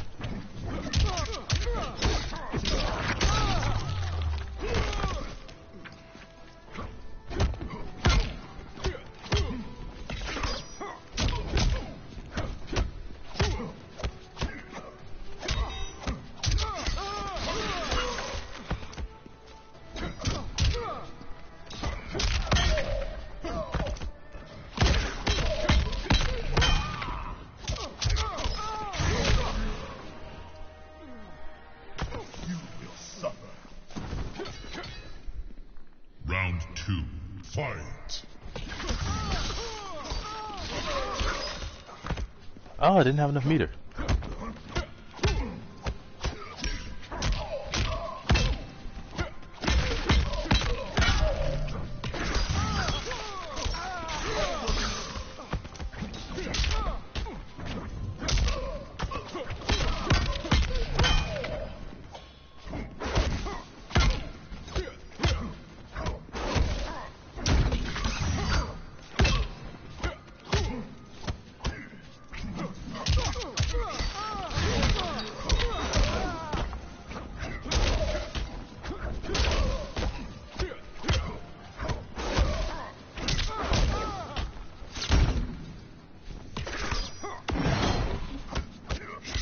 I'm surprised that worked.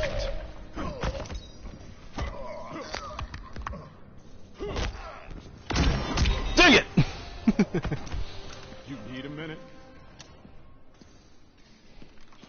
Final round, fight. Well, I don't know how it is you come to the conclusion that you gotta say something weird or you explode. It's not like you're gonna literally explode. I hope.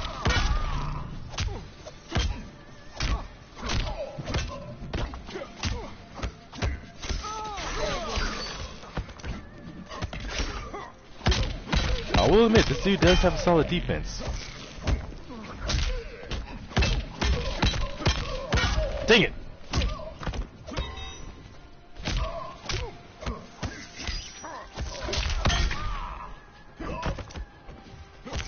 Dang it! Dang it!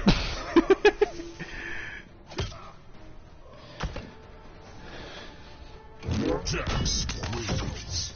Damn cybernetically enhanced humans.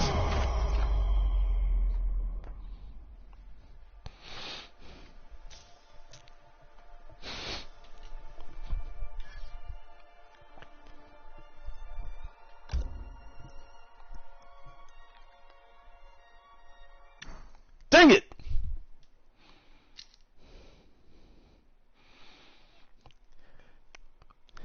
Oh, please, Flip. Your weirdness is not the kind of weirdness that's creepy. It's the kind of weirdness that does make me laugh sometimes, and... No, it usually does make me laugh.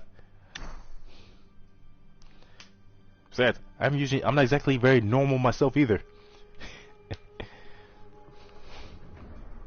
As I say, normal is boring. It sucks.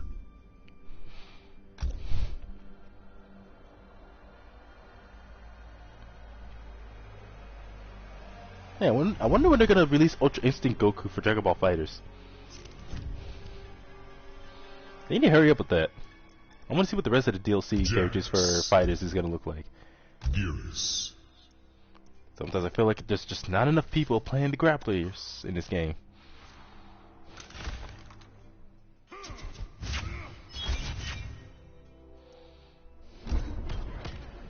Shang Tsung's Island Ruins.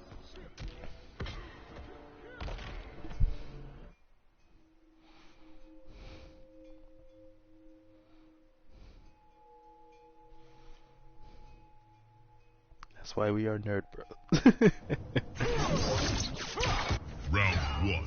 Fight. If that's the case, Flip, then yeah, we are. But I'm the cool one. Dang it!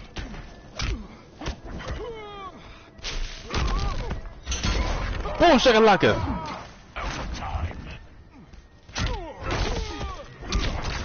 Oh, 2 in a row. Predictable.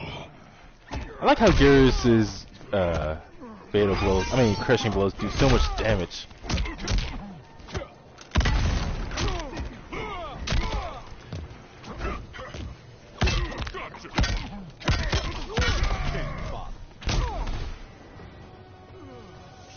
Pray for mercy. Round 2. Fight.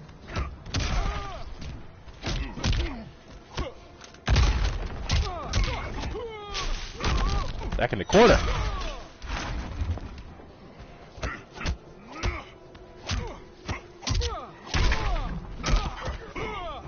Your ribs.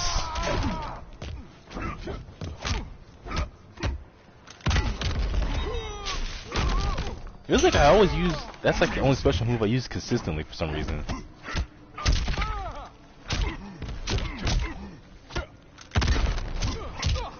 Finish him.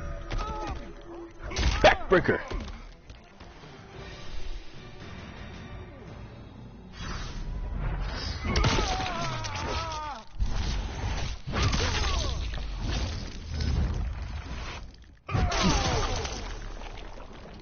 Fatality. Gears wins.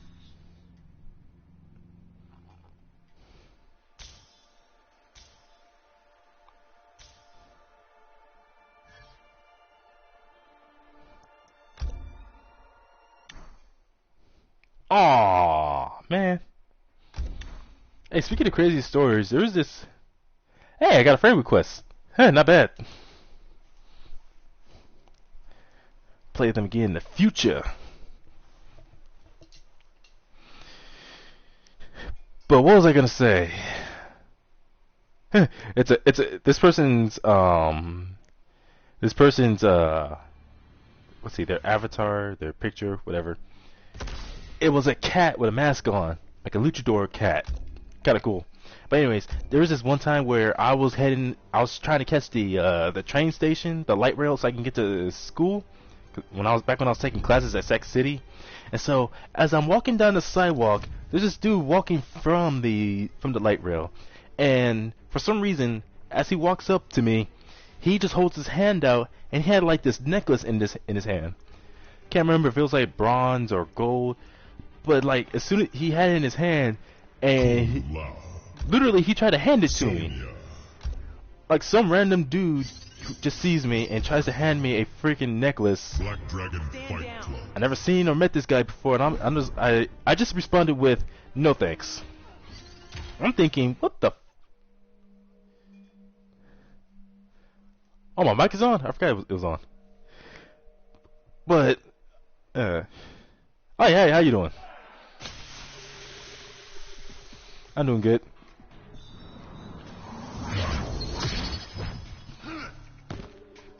You and Johnny getting along? We have shared a drink or two. Tell me everything he said about me. Round 1. That was Fight. weird.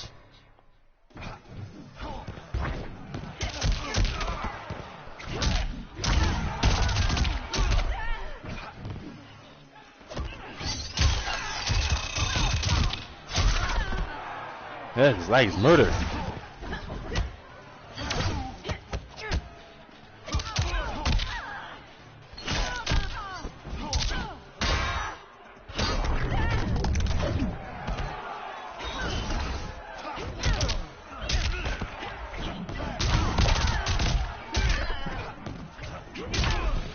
Dang it! You're a disgrace. Yeah, it is, unfortunately.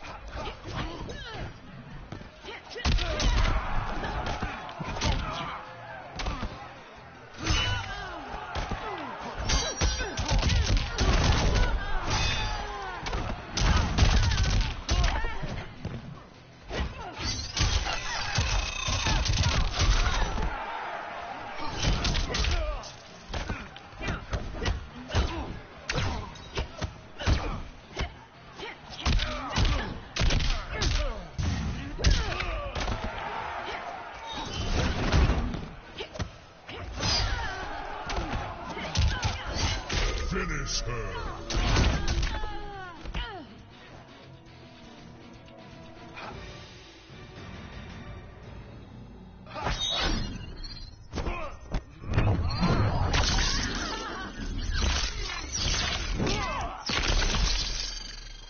Dang, that was actually cool. Fatality. Kung Lao wins. Yeah, I'm gonna have to get out of here. This leg is terrible, but good game, man.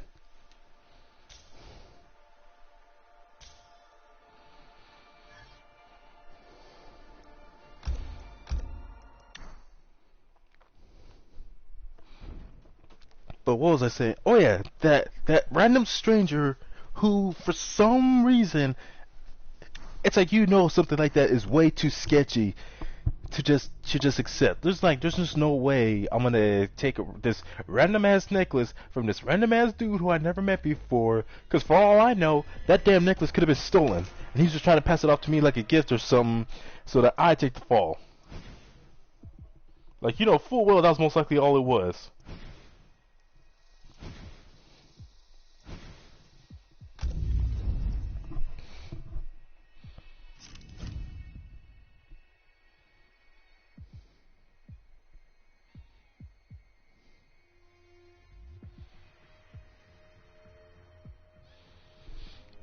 Man, you see Kung Lao's hat, and the first thing that comes to your mind is cutting up pizza with his hat. What the hell, Flip? Man, you crazy, man. You crazy. What was another weird thing that happened? Oh yeah, it was another time when I was heading down the light rail, and it was actually on the same street, just much further down from the light rail, where I was about to walk past this gas station. And this also happened on the opposite side of the street. But anyway, so I'm walking down, and there's this gas station I usually walk past that I've only been in I think once or twice, because I usually don't go in there on my own time. I just usually walk past it to head home or wherever. And so I hear this dude making some kind of sound to get my attention. I look to my left, and there's this. I can't remember. I think he's Caucasian, either that or he was. I think he had tan skin. Anyway, so as soon as I look, and as soon as he has my attention, he didn't say anything, but what do you call that little hand signaling where it's like the hand signal you use when you use your finger and they sort of what they call telling someone to come here. I don't know what exactly it's called. I remember someone said that the term for that is called come hither or something like that. It's supposed to sound fancy.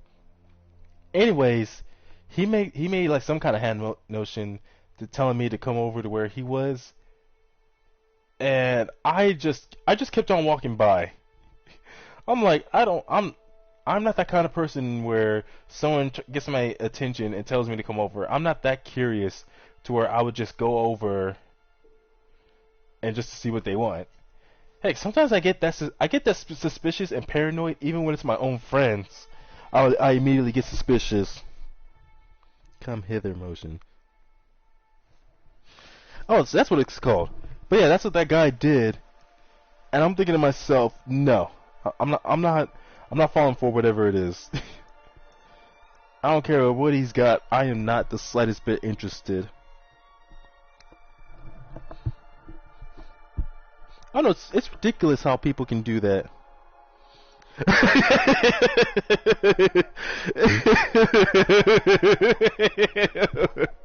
Shut up, Flip. I was thinking of that too. What the fuck? I be on the internet too much sometimes. I admit that. I gotta get outside. Yeah, I should do that. Like, I've been letting myself go lately. I need some, maybe a few sit-ups. Like, at least the bed, unlike the bed I had back home, the bed I have here is a lot more stable, and there's enough room to where I could do a few sit-ups. And so it's like, I think like the most squats I can do before my legs really start getting tired is I can do by at least 50 squats. And when it comes to push-ups, I can do at least 20 push-ups before I start getting tired. So it's like, my condition's not that bad to where I'm absolutely useless or I can't do anything, but yeah, I really need to stop with the junk food and all that shit. Like, I feel like that's one of the main things holding me back. The main things holding me back is constantly consuming junk food and laziness. Cause I feel like if I can overcome those, like stop being lazy and start becoming more physically active even during this quarantine, and if I can do that and stop eating so much junk food, like from now on, each paycheck I get, cause like there's like I put a majority. No, I'm not gonna talk about this. What the fuck? But anyways, basically, I tend to spend a lot of money on junk food, as opposed to like healthy food. I told myself, like, if I can just do that, just eat more healthy food and just stop getting so much junk food, especially from the vending machines they have here, I should be good.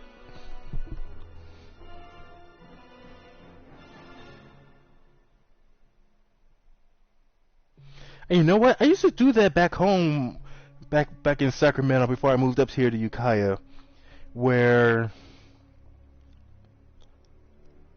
No, not really between rounds, because that's not enough time, but definitely do like some kind of exercise, like a few push-ups or squats between each round. Oh, no, I mean between each match.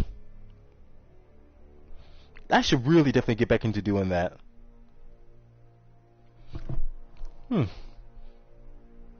Also, another thing I think I should definitely stop doing to improve my health would definitely stop sleeping so much. Let's see, I don't really take a lot of naps. Maybe like one nap a day, and that's usually like on the days where I'm working. It's usually almost every day. Even on days when I don't work, oftentimes I find myself suddenly tired and taking a nap. Sometimes two. And it's like I keep telling myself, I'm never really gonna become that great martial artist that I want to be if I keep this up. I mean, they have a freaking gym here, and I don't even use it that often for whatever reason. Although I wonder if the gym or the weight room they have here, if it's gonna be closed down now that because of this quarantine, to avoid too many people being in there exposed to each other or something like that. In which case, that's tragic. Although they do have some arm bars. Wait, is that what they were? Yeah, some bars outside that I can use to do some pull-ups. And everything else I can do, like from, let's see, as far as push-ups, sit-ups, leg-ups, and all that other stuff, I can just do in my room. There's plenty of space in my room. And they do have a track outside, like around the center. It's not like a huge one or anything, but they do let people use it.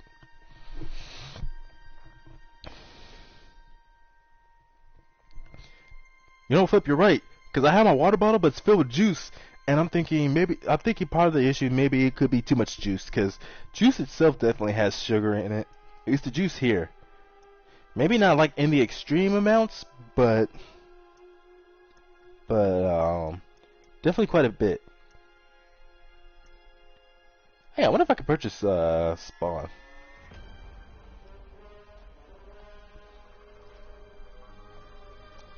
I know I can, but I want to see if I have enough.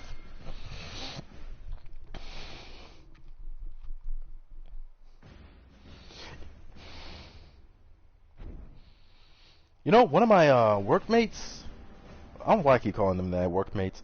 But anyways, one of my coworkers, I remember at one point he and I, like, it was like right after work, and he and I did a little sparring together. It was pretty fun. Like he's not too bad. And I would consider sparring with. Yeah, I cannot do no damn handstand push-ups. That's impossible for me. I don't know who the hell can do that.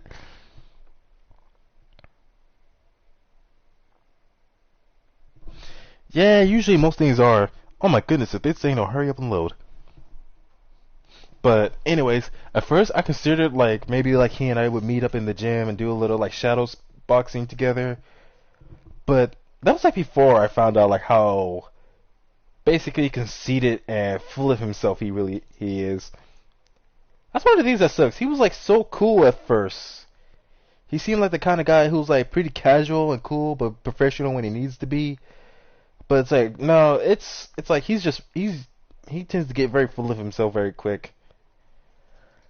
Like I remember just yesterday he was trying to argue with one of the guys in the kitchen who had worked in the kitchen much longer than him.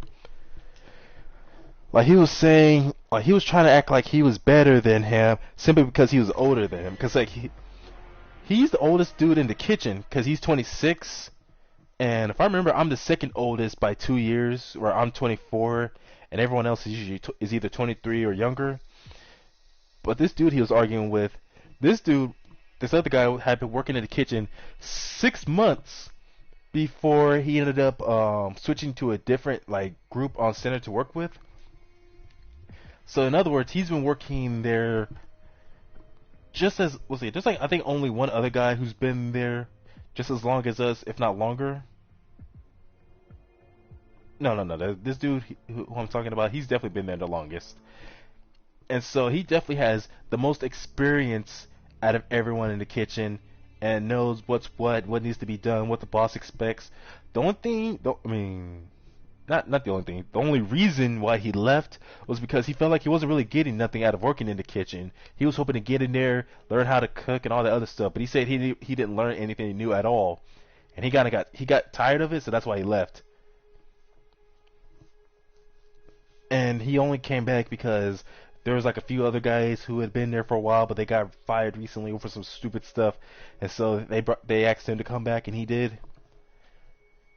And so definitely, like I said, he has the most experience in everything.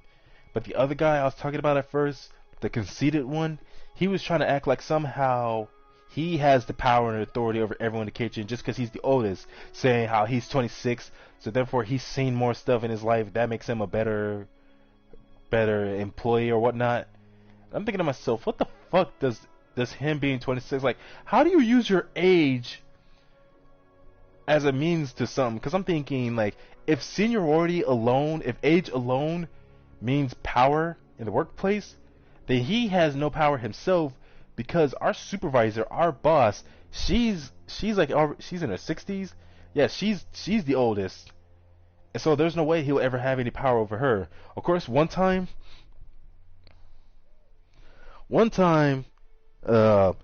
he tried to argue with her over some nonsense. She was saying she was appointing people to work the front lines, and by front lines I mean the serving area where we serve the foods, where we serve the plates to the core members on center. So she picked out 3 people to work the front lines, but the last one she picked, sure, he doesn't have that much experience as me and a few others who worked in the kitchen for months before he came in. But still, it's like, hey, how else is he gonna, if he doesn't do it, how's he gonna learn? So she picked him, but that same dude who's usually full of himself, he tried to argue with her, saying how that guy doesn't know how to do this or do that right, or he can't do this or do that. But immediately, when he tried to argue with her, even though it wasn't even his concern who was going to work the front lines, because he was just working as a chef that day. He was just doing the cooking. So I don't know why he cared about who was working the front lines. But he tried to argue with her that she picked a bad person to do it because of whatever reason. And literally anytime Like, as soon as he said that, she responded with, "Thank you, I'm still head of the kitchen." And literally after that, he kept on trying to argue with her and make a point, trying to get her to get someone else to work the front lines. And literally every time he tried to say something, she just kept responding with, "Thank you, I'm still head of the kitchen." And she still said all that while looking at him with a smile on her face. But I could tell in her mind she's thinking, if this dude does not shut up already. Yeah, like I said, he thinks that just because he's the oldest out of the employees, that makes him better than everyone. That means he's the boss. He could tell who what to do and what not. Even though, and it's like he tried to be like that towards me at first. Even though I kind of confronted him about it a few times and told it, and basically made it clear that shit's never gonna work with me, cause yeah, no one cares about what age he is, especially when we've been working there for months longer than he has. But it's just weird how he has the nerve to act like his age alone, even if it's a job he never worked before. Just be all like, I've only been working here a month. This guy's been working here for 6 months, but I'm older than him, so I'm better than him, and I'm good, and I have seniority. Like, that's what he said. He said he has seniority over him because he's 26. So therefore, he's seen more stuff in life and did more stuff, and that makes him better. I'm like, being older than someone doesn't mean nothing if for the past 26 years you ain't been doing shit. And like I said, if seniority equals power, if him being the oldest, like I said, out of the employees means power, then he has none, because our boss, our supervisor on the site, she's the one who is the boss and runs things at the kitchen. Of course, there is one person above her, but that one person above her, basically my boss's boss, she works at the front office, and she basically keeps track of, I don't know, there's some extra stuff she does. She's basically the one who kind of goes back and forth between the kitchen where we work and the higher-ups who are her boss. In other words, my boss's boss's boss. Yeah, that's what I'm thinking. I'm like, man, wait until like you're in your freaking, I don't know, in your 30s maybe, or wait until you're in your 40s or 50s, then talk about how you've seen a lot of crazy shit in your life.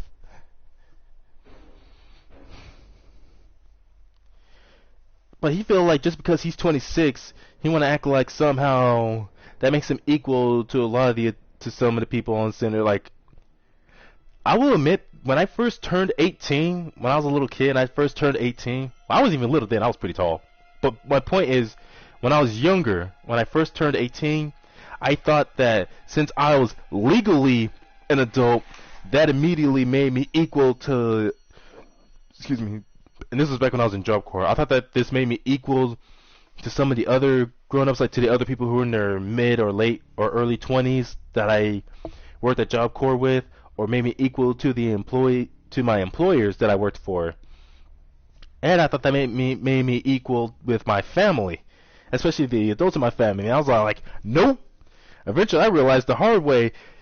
Wait, it don't matter how old you. It don't matter if you're 18 or not. You still a child.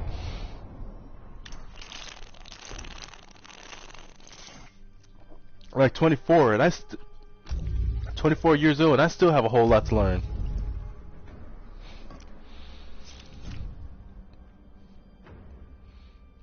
And it's just, as I keep saying, he's just that full of himself.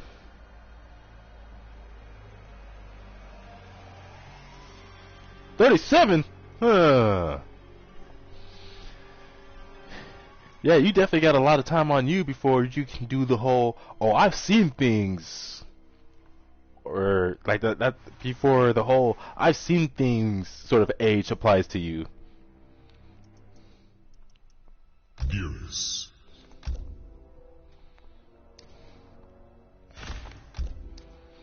Like, I remember at one point, that same guy, he almost tried to start a fight with me in the kitchen, because here's how it went.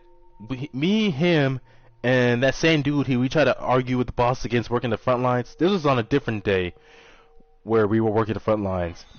And so, someone who was like kind of a vegetarian.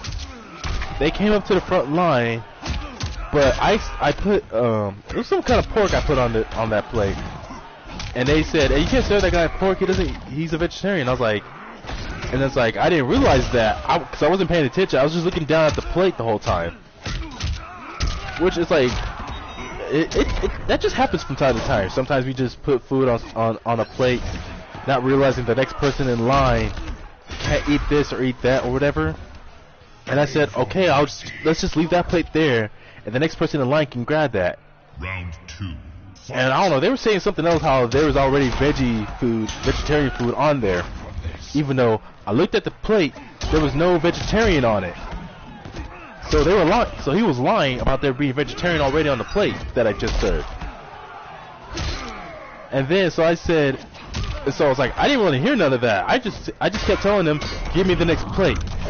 But when I told him to give me the next plate, he had the nerve to basically he hosted the whole front line. People were, like I said, there was a whole line that we had to serve.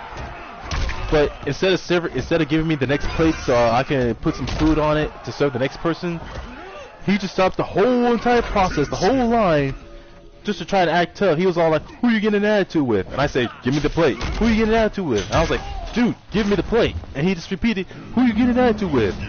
Like he was standing in a way and looking at me in the eyes, trying to have this sort of like, I don't know. He was just being confrontative. He just wanted to start shit. And I remember I just couldn't take it anymore, and I just got mad and I left. Like that dude, I don't know. He acts friendly one moment, but then is so quick to start conflict the next moment. Like I remember someone in the kitchen reported him for being on his phone in the workplace. Because it's like everyone else is working, but he's constantly taking time to stop what he's doing to be on his phone over stuff that could easily just wait until later. And I remember that same dude who was a veteran in the kitchen, who he tried to argue with by saying, "Oh, I'm better than you because I'm 26. I got seniority over you." It was that same dude who reported, that same dude he got an attitude with. This is an earlier point where he reported to the boss how that guy was on his phone. But he didn't know that. Nobody knew that it was him at first. He actually blamed me. He thought I was the one who ratted him out. Like, yeah, it was shortly after when he tried to start a fight with me in the kitchen, and I was still not hostile towards him, but definitely I just didn't pay him no mind or pay him any attention. But he thought I was the one who reported him, and so he was going around telling other people in the kitchen that it was me who reported him, and even telling them, like he told one of my friends not to talk to me, and I don't mean as in don't talk to me about what happened. He means like literally don't talk to me at all. He was trying to get other people in the kitchen, like he was trying to frame me for something he had no proof of, making it seem like it was my fault, and he was blaming me, telling others, "Hey, don't talk to the guy like at all. Don't say nothing to him. Don't speak about it." And so same friend or two that he said that shit to, I was talking to them. Of course, I was talking about other stuff, anyways, just joking around, messing around. And while I'm talking with him, he's just standing somewhere in the other side of the kitchen, just looking at his talk, glaring at me, while telling the other dude, "Don't talk to him. What I already told you, don't speak to him."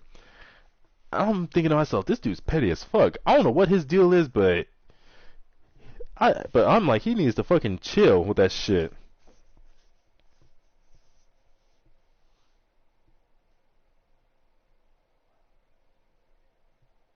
Wait, what?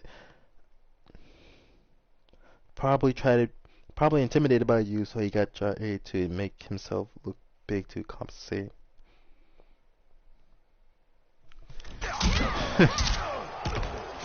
But now, talk to me because, like telling them don't talk to me because I'll probably just snitch on them or something. Until eventually he found out it was the other dude.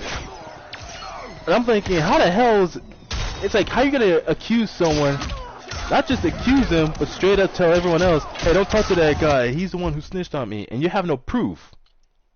You have no evidence to back up your claim, and already you're trying to start this bullshit.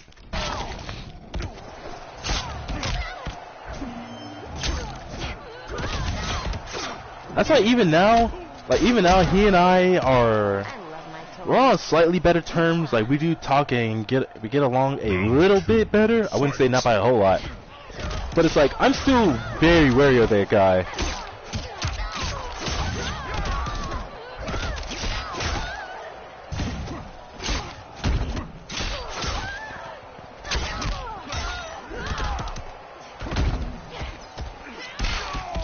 Hardcore.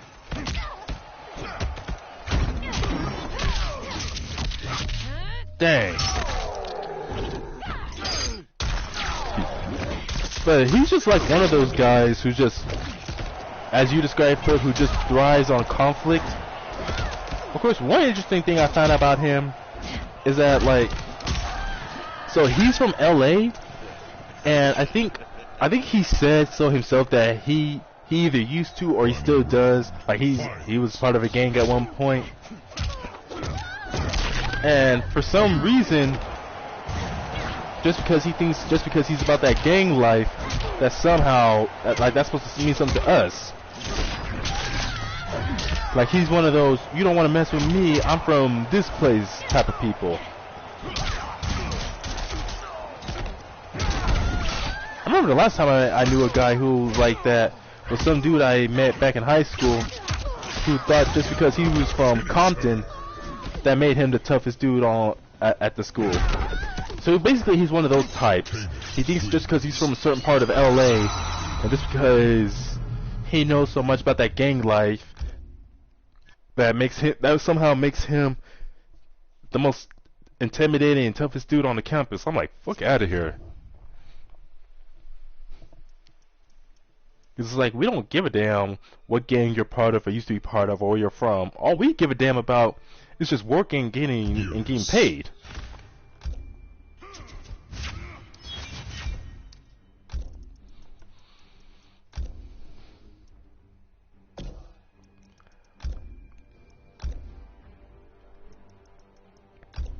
Of course, if he keeps this up, if he keeps acting like an idiot like that, he's definitely gonna get himself fired.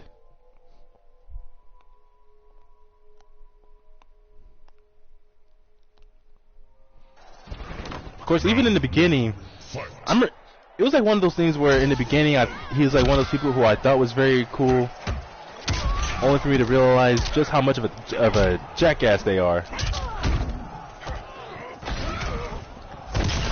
Like when he first started working in the kitchen, I think it's like 1 month or two, no, not two, but like a month in, one thing I noticed was how he would constantly tell me what to do.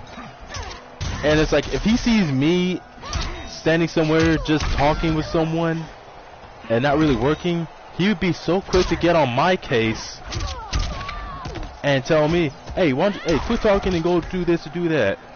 Even though he spends way more time messing around and just talking and not getting shit done than I do.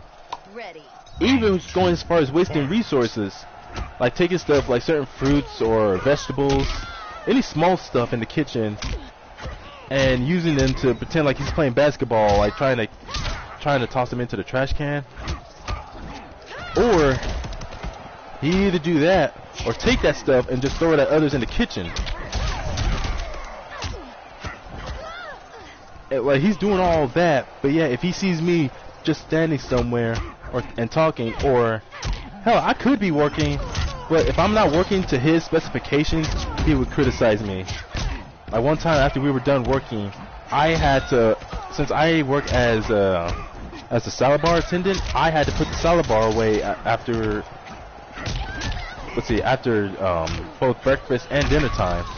And so one time he told me to go do it, even though I was like, I already know I'm supposed to go take down the salad bar. I don't know why he's being so bossy about it. But apparently he thought I was going too slow, not working fast enough for him. And he was all like, Jason, no, you're not working too slow. He said, Jason, you take way too damn long to take down that salad bar. And so I said, which is funny because for the past 10 minutes, he was just wasting time, just throwing stuff at people in the kitchen. So for him to criticize me, saying I'm taking too long to get any work done, It's like this dude really just thinks of himself as a saint, as like an exception to whatever rules. Cassie Cage wins.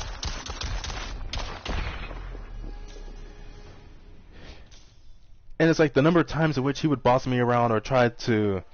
Here's another thing he would do, where he would say how he's going to do this or do that, and if he sees someone like me or whoever else doing a task that either he wants to do or that he thinks is easier, he'll go over to that person and try to tell them, hey, why don't I do this while you go do this and do that? Like he decided to take it upon himself to work on the entire salad bar, getting all the condiments prepared for dinner. It's like he didn't even ask, like, if me and one other dude who works at the salad bar, if we wanted to like do anything or pitch in. He just said, no, I'm gonna do the whole salad bar by myself, because I can get it done faster. Like, that's another thing he criticizes me about, and I mean me specifically. He never does this to anyone else, where he'll ask me why I haven't done this or done that, and I said, well, it's gonna take me a while to get this and get that done. He'll be all like, man, if it was me, I would have been had it done. I just be all like, okay, I don't care. Jax. So anyways, while he decided to take it upon himself to do the whole entire salad bar, the boss, she asked me to cut up some Brussels sprouts. Kano. Which is like, yeah, definitely between doing the whole entire salad bar by yourself and doing a whole box of Brussels sprouts, all I had to do was just cut them in half and just put them in a box. Or no, put them in a container. So as soon as he saw that I was going to do something much easier, he immediately comes over and he's like, hey Jason, why don't you go over and do the salad bar while I cut the Brussels sprouts? And I said, no, I'm doing the Brussels sprouts. And you go work on the salad bar. And he said, man, I can get that shit done hella fast. And I'm like, okay, I don't care. You wanted to do this. I'm like, he wanted to do the salad bar, but when he sees me doing something, I'm like, I don't know. I guess maybe, I don't know what it is, but it's just so often I encounter people like that, where they somehow see me as this kind of person who they can easily manipulate and get to do whatever they want. But when they find out how I'm not exactly as easily manipulable as they realize, then they want to hold a grudge over it. Well, he's one of those kind of people who I've encountered, where they'll be all like, I'm gonna boss this guy around. He's gonna be my subordinate, and I basically have to tell myself, okay, this guy just thinks he's the best, but I don't really give a fuck. I'm gonna do my job, and if they don't like it, that's too bad. So basically, I just stood my ground and said, no, I don't care if that guy is older than me or stronger than me, whatever he thinks makes him better. Like, no, I'm gonna do this. The boss assigned it to me. You got a problem? Take it up with her. Dang it. And so, I remember when I basically kept telling him no and told him to go on about his business, he kind of like just gave me this funny look before going on to do his job. Like, he was just mad that he didn't get what he wanted.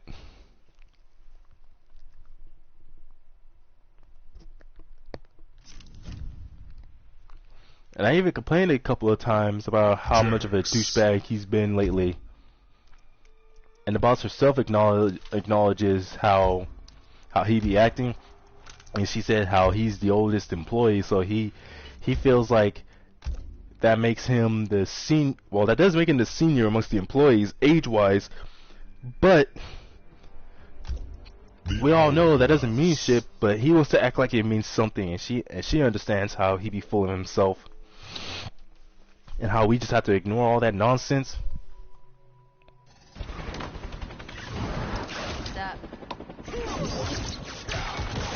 Wait a minute. Friendly but wary. Good call. One of my worst nightmares. Boo. Round one. Fight. Yeah, I guess maybe there would be some envy in there by the way he sounds sometimes. I don't know what he would have to be envy of. It's like, I just do my job plain and simple and try to maintain usually a professional attitude, not try to be like super immature unless someone's like just really getting on my bad side. But like I said, there's really nothing about me that he would have to be intimidated.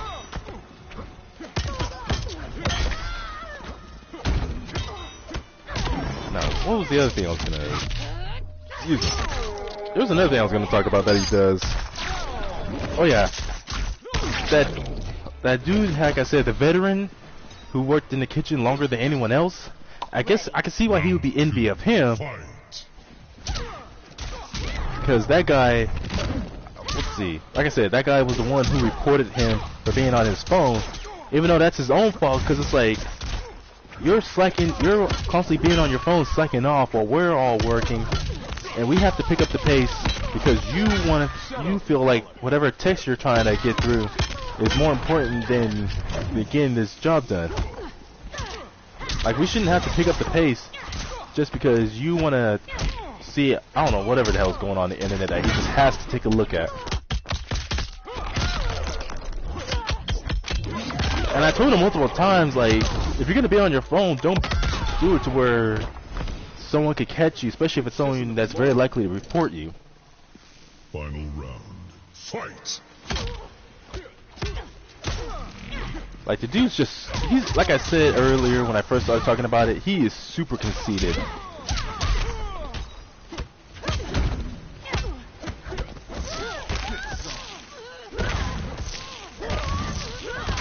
I'm pulling rank.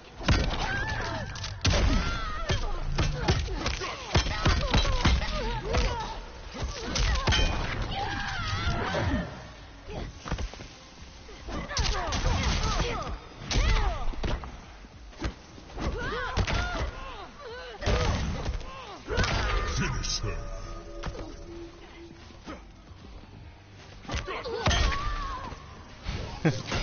Alright, Jax.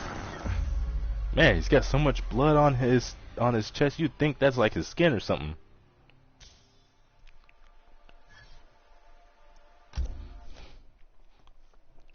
I don't know what had happened to him in Los Angeles before he moved here to Ukiah to make him, like I said, just act so conceited and full of himself.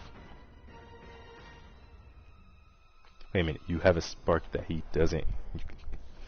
Huh, I don't know what that spark could be or what it is, but I guess you're right. Liu Kang, Sonya.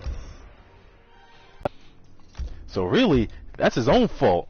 Like, don't bother being jealous of someone for something you don't have. Focus on what you do have, but don't let it go to your damn head. Island ruins.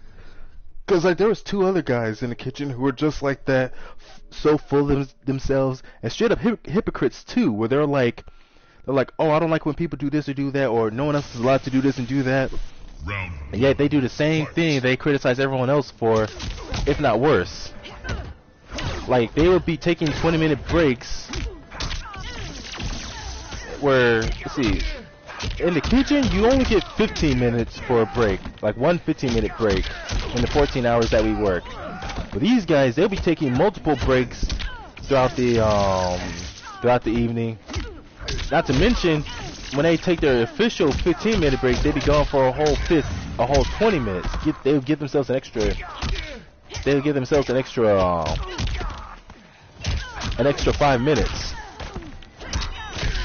And how oftentimes they would say something like, "Oh, I gotta go to the bathroom." It's like, if you're just going to the bathroom, the longest you're allowed to be gone for the bathroom is just 5 minutes. And yet they'll be gone for longer than 5 minutes, expect no one to notice. And yet most of the time, especially for one of them who I got fired recently, it wouldn't even be 5 minutes. Oh no, what was I saying? He wouldn't even be going to the bathroom. Like, he would take the bathroom keys because the restrooms are located outside the kitchen.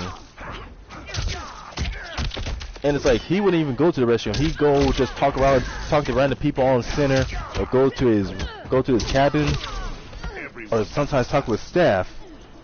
At least with staff who don't know that he's not supposed to be out there. But if he catches anyone else doing the same thing, he'd be so damn quick to complain about it. Be like, "Hey, what do you think you're doing?" Or, "You can't be gone for that long. You're supposed to aren't you supposed to be in going to the bathroom?" Or like the number of times in which, yeah, I'll admit, sometimes I've taken longer on my breaks than usual. But it makes no sense for him to be the one to make a big deal about it when he does it himself.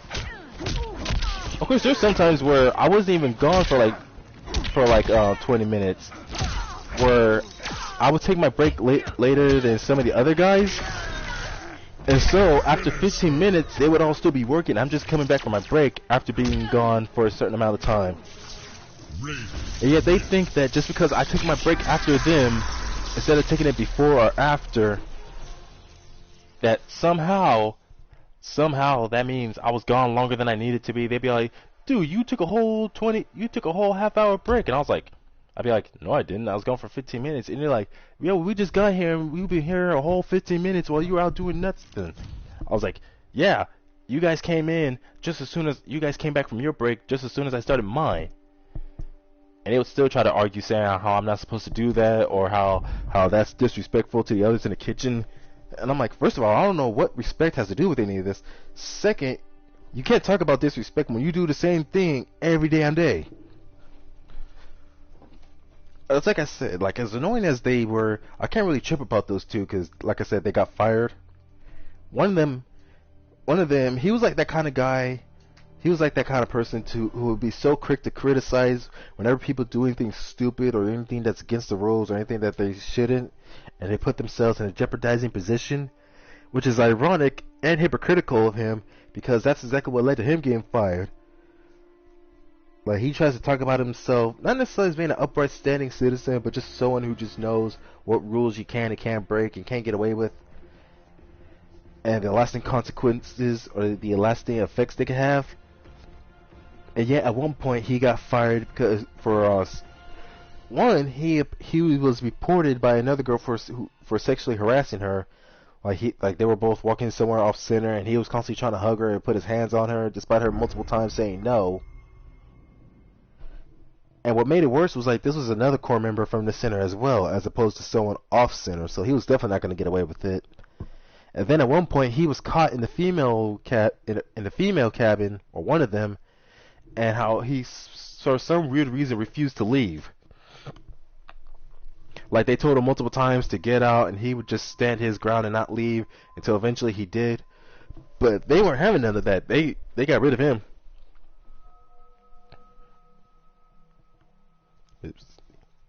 He sees you as better than himself in some way, and he wants to bring you down. Dude has no idea. He should just improve. Yeah, some people think that by making someone else look bad, that makes them look better.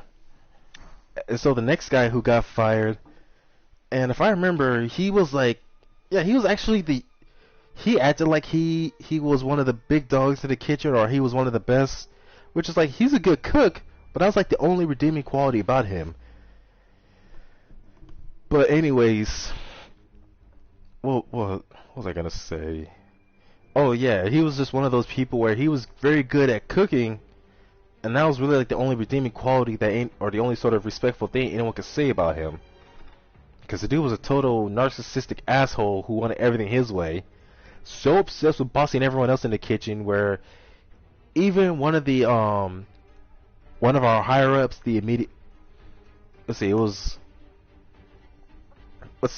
the cook specialist who works as also a supervisor when the main supervisor who works on site with us is gone. So kind of like a sort of substitute teacher until the main teacher comes back. That's what the cook specialist is. And he was always constantly arguing with her, being disrespectful for her, despite somehow forgetting that she reports and answers directly to the main on-site boss. I don't know how to say that. On-site manager. But anyways, so he would argue with her and want to have everything his way. And if there was any rules in the kitchen, he would just act like he's the one sole exception.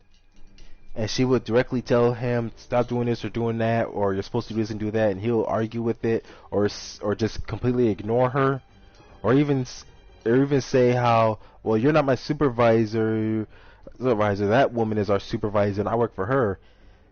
And he was just an idiot. Like when they started having all these regulations around, where people had, like, the first regulation as a result of the coronavirus, that people had to start working with gloves now, especially kitchen staff, which to me makes sense. Like, there's this huge pandemic going around, and we're working directly with food that people are eating, and even though we're washing our hands multiple times, yeah, I can understand it wanting to have us wear gloves. And he, like, she was telling everyone, and while she was telling everyone, she even told him, but he was just literally, like, just constantly working without any gloves and ignoring her, not saying anything, until she literally told him, either put some gloves on or don't work at all. And he's all like, but why? She said, because the top boss of the kitchen said so. She sent an email, and he's all like, well, I didn't see it. And I'm like, well, of course he's not going to see it. You're just an employee. Why would you see what goes on between the higher ups when all you need to know is this is what's going on, this is what you need to do? Like I said, he thought that just because he was 18 and legally an adult, and because he was working to get a promotion in the kitchen, that somehow that made him equal with the bosses. When really he was nothing more than a kiss ass most of the time. And so eventually that was like a major health violation that eventually led to him getting fired. But I remember even on his last day out of here,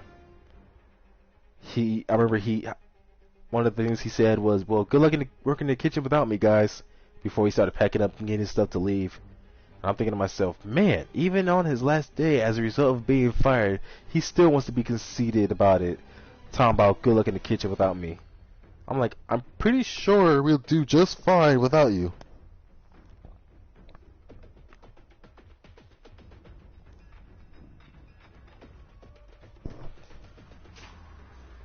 Wait a minute. If you ever want to call a guy on bragging about cooking skill, ask him how many ways he can cook an egg. If you can't name more than 12, it's legit. Less than 12, it's just a casual. If it wasn't for morons like that, there wouldn't be. Yeah, you're right. If it wasn't for people who I don't know about purposely, but definitely are just like purposely ignoring rules on health and safety, then yeah, there probably wouldn't be much of a pandemic, or at least it wouldn't be this bad. But like I said, those two guys who I had to work with since I first started working in the kitchen, like I said, some of the most narcissistic, conceited assholes I've ever had to just be around. And which is why I'm just more than glad that they're both finally gone and out of here. I couldn't stand anymore of dealing with those two. It's like one of them who was trying to promote that dude who thought he was all that just because he can cook. Like, he was trying to promote, but it turns out he actually couldn't. Simply because there was like this one incident where him and the other dude who was fired for harassment, they were both harassing me at one point in the kitchen. Because, let's see, one of them was ordering me or demanding me to hurry up and get the salad bar out. Even though I was working on the whole entire salad bar by myself, so of course it was going to take me a while. And usually we have like less than an hour to get everything together. So not only did I not have enough time, but I had too much to do and just not enough time to get it all done to get it out there on time. Of course, I was still determined to get it out there so people could have something to eat at the salad bar. But for him, that wasn't good enough. He was just, like, every time I kept telling him, I know what I'm doing, or leave me alone, or some shit like that. But he was just like, hey, hurry up with that salad bar. And then the other dude, the chef, he, for some reason, decided to add his 18, what the hell, I was about to say 18 cents, because like, he's 18 years old, but he decided to add his 2 cents to it by saying something stupid like, dude, you look like you need help, because you're taking too long. And literally any time where he acts all bossy and demanding, and he knows most likely someone will see him as a jackass, he will always say, I'm not trying to be a dick or nothing, but like that's either he would start a conversation with that, or that'd be the first thing he would say. Where I think it's like he knows he's being a jerk, but he's just trying to like make himself look good or protect his reputation by always saying, I'm not trying to be a dick or anything, but and so I just walked out of there, and I couldn't take it anymore. And so one of my immediate higher ups told me to come back to the kitchen and do a witness report on both of them for what they did. And so because of that, the chef, or the dude, like I said, he was a chef, and he thought that made him all of that, and he thought that alone means that he should be allowed to promote to a higher position, but he couldn't because of that one incident where I did a witness statement against him, and he basically was just held a grudge against me and was kind of like envious of me ever since, because he and the others knew I wouldn't go as far as to deliberately do something in the kitchen that could get me in trouble, and even if I did do something, it was usually by accident, and I would actually apologize. And I don't mean like those fake apologies. I mean like I would legitimately apologize for something if I knew I was in the wrong for it. Part of the reason why I haven't gotten fired, despite how one time I got mad at one of my bosses and cursed her out, because I realized what I did was stupid, and I just apologized for it. And I told some of the others in the kitchen, definitely don't go supporting me for what I did, even if you guys hate her so much. Don't support me over what I did. Because that was not a good decision on my part.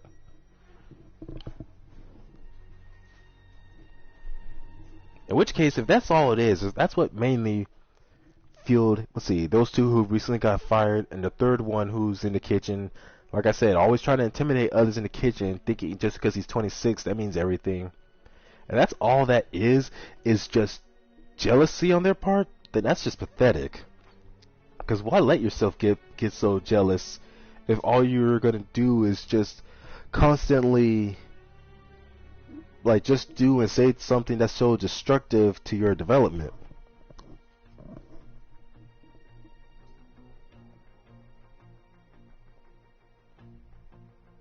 Nice thing about this is they don't last long. The problem is they are just thanks, Flip. But you know what? Let's see. My main boss or my main supervisor, she said the same thing, that no matter what job you work, you're always gonna have at least that one jackass. But she said there's like, I don't know. I think she said something about how there's like the main problem is how so widespread they are. Saying how there's not as many as we think. I don't know. You have a lot of good people in the world. It's just that there's just quite a few or so many of the bad ones in whatever community spread amongst them. And it's kind of like what you said, Flip. They're just like cockroaches. So damn many of them, even if they don't last long. Oh shit, that's exactly like a cockroach. Because if I remember, cockroaches don't live for very long. But damn, do they breed like crazy. Because that's the thing, same thing with society too. It's always those idiots who are so quick to breed and reproduce faster than those who are smart enough to think, you know, I shouldn't do this and do that because it's wrong and it can hurt someone and for whatever other reason. But then you have others like that one guy who I have to work with, where they're like, oh, I got this and that, or I got that and this going on, so I can have whatever I want. And yet when they can't get that thing they want, instead of realizing it's their own fault, they want to take it out on everyone else. Like I said, with that same dude trying to start that fight with me in the kitchen, instead of doing the job, because we had people to feed. There's like a long line of hungry people. And you know when people are hungry and yet they have to wait on someone else to get their food served instead of getting it themselves, odds are they're going to get agitated a lot quicker just from having to wait. And it's like he expects everyone in the lines to just wait just because he wants to take the time to try to intimidate me and try to stir some bullshit with me. Trying to be all like, who are you getting an attitude with? I'm like, man, fuck this guy. It's like people like him and some of the others are very fortunate that I'm not their boss, because I would definitely not be so very as strict and forgiving as our boss is. I probably would be even more strict and less forgiving myself. Like I try to be understanding and considerate if I can, but definitely not take any chances. If I catch someone doing something, I'll be like, all right, I'll give you only three chances. After the third chance, if you do the same stupid thing fourth time, you're out of here. That's how I would have done it.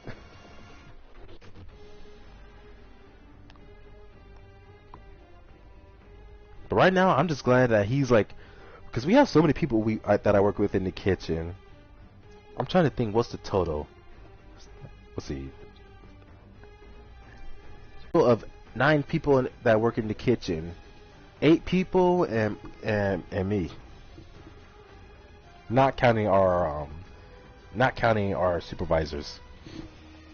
And it's like, out of the 9 of us employees, he's like the only one for me right now who's really an issue. So I'm like, thank you God, that's all I got to deal with.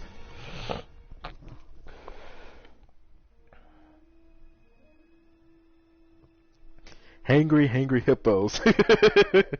I would rule with an iron fist, absolutely ruthlessly. Yeah, I think I probably would have been like that too. Maybe a little too harsh, but hey, if you wanna work and get paid, then work. Don't be trying to start shit with people in the kitchen just because your age, trying to start a fight just because you can't get what you want, and then try to use some excuse to go ahead and be on your phone instead of working when you're working, especially at the workplace where the boss can easily just walk around the corner and see you. Like, I even tell him that I'm like, dude, if you're gonna be on your phone, don't do it to where all the boss has to do is just either like just turn around and she could see you, or just walk around the corner. It's like somehow he fails to realize this. And of course, it's like one thing I found out is how he does the same thing to other people as well around this center. It's not just me or others in the workplace. It's like he does the same thing, trying to intimidate or start conflict with others. But wait a minute, I would have with the iron fist. That's like the kind of bosses that would be scary to work for, where it's like they're kind of ruthless and take no shit from anyone, but they would have a smile on their face that makes them seem innocent or trusting. You know, that's actually kind of like how I would describe my boss. My boss, she could definitely be quite ruthless, and I wouldn't say evil, just like she can, I don't know. Anyways, it's like if you screw with her, she will like get you back for it, as in I don't know. Point is, she doesn't pull her punches if she needs to.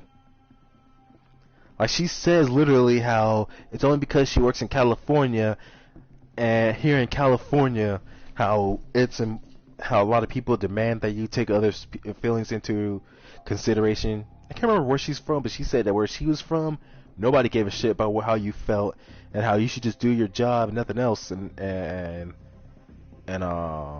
not give a damn about the sensitive ones.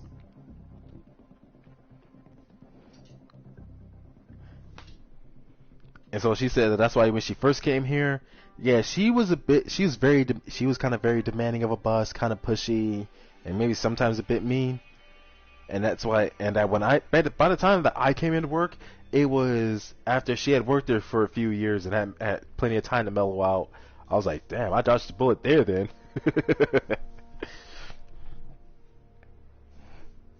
Which makes me wonder, it's like, if that dude gets himself fired or just decides to leave, whatever happens, I wonder if it's like the next person who comes in immediately after him, if we accept anyone else, if they would end up being a bit of a jackass themselves. And it's like, speaking of jackasses, there's this guy where he's also kind of like that other employee I have to work with. Very full of himself, very conceited, looking to start drama. But he takes it to another level, to where he looks to not only cause conflict, but even get other people fired. Like, I remember almost every time he comes up, he constantly complains about the kitchen crew, saying how we're doing this and doing that, or how no matter what we say, he's gonna eat this and eat that, even if there's some things we can't serve to him for whatever reason. Like on his first day here at the center, it was me and one of my friends working the front lines, and me and him. So he comes up and asks for a certain food that we were serving. We told him he can't have it because he's vegetarian. Oh, no, not because he's vegetarian, but he can't have it because it's for vegetarians only, and we can't serve vegetarian to non-vegetarians. until like after we've already called seconds, half an hour later, and all the vegetarians have officially eaten. And if they don't want any seconds, then we can just give it away to whoever else wants it.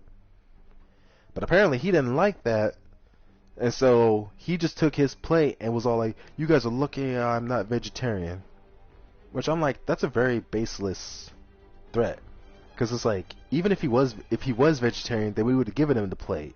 Like you can't like demand us to give you a plate. We already, if you just explain to us what you can and can't have, we'll try our best to accommodate you and make something for you. That's just how our job works. And ever since then, like when you come into the center, they ask you or tell you that if you are a vegetarian, they got to tell the head of the kitchen, like tell our boss, let her know, like, because they can't tell us, because it's like either we're gonna forget or we're just not gonna care, and it'll never get to the head of the kitchen herself. So it's like, that's why they got to tell her directly, get things cleared with her, and she'll let us know. Otherwise, if you just come up to the line and say you're vegetarian, we're not going to believe you. And so he keeps doing that. He'll go back and forth. Like one day he'll be like, "Oh, I'm vegetarian. I can't eat meat because it's bad for me, so I have to have this." Or he'll just it's so obvious how much of a liar he is, because we see him constantly eat pork, we see him eat bacon and eat other meats all the time. But recently, one of the things that's changed at our center is now, instead of the core members making their own lunches, the kitchen has to make the lunches, and especially the sandwiches, for them. And the peanut butter and jelly sandwiches are for the vegetarians only, while the non-vegetarians get pork, ham, and roast beef. Wait, pork, ham? What the hell? They get ham, turkey, and roast beef. But yet, because he doesn't like that, because he wants peanut butter and jelly so badly himself, he'll lie and say that he's a vegetarian and how he can't eat meat, so therefore he's taking peanut butter and jelly. And we told him, you got to get that cleared with our boss. Plus, we seen you eat meat, so we know you're lying. And he'll be all like, "Well, regardless of what your boss says or what any of you guys say or do, I'm going to eat peanut butter and jelly." Like, he said it in such a matter-of-fact tone. And one of my guys is all like, "Alright, dude, don't get smart with us." Like, he said that in such a matter-of-fact tone. And so I just told him, I said, "Hey, next time him, or not even him, but next time anyone comes to the front line complaining about something they don't like, even though we can't do that because it's just against the rules." In other words, if they get an attitude, if I'm working that day, let me know, and I would definitely come up to the front line and set them straight. Because sometimes the guys, they'll just, they'll concede to that person's demands just to get them to go away or get them to leave them alone. But for me, it's like, no matter how hard they try or how long they go on about it, I won't break down for them, and I'll just keep telling them, "You can't do that, it's against the rules." They'll be all like, "But I can't eat that." I'm like, "Well, you should have taken up the boss." Or they'll be like, "Well, we're out of this and that." And I say, "Well, technically you're not supposed to have it." Like, for me, I don't play no games like that. And so that's why some of them, they don't like when I'm working at the front line, because they know they won't be able to get what they want. They'll be like, "Hey, can I get a little more?" And I'll be like, "No, you get the same thing everyone else gets." Or they'll be all like, "Man, this is too little. There's not enough on this plate." And I'm like, "You get the same thing everyone else gets, or that's all you get. Boss's orders. Now get it going." Because it's like, we got a whole lot of people. We got almost 100 people on center to serve, so of course we can only give so much. But yet, even then, they still be complaining.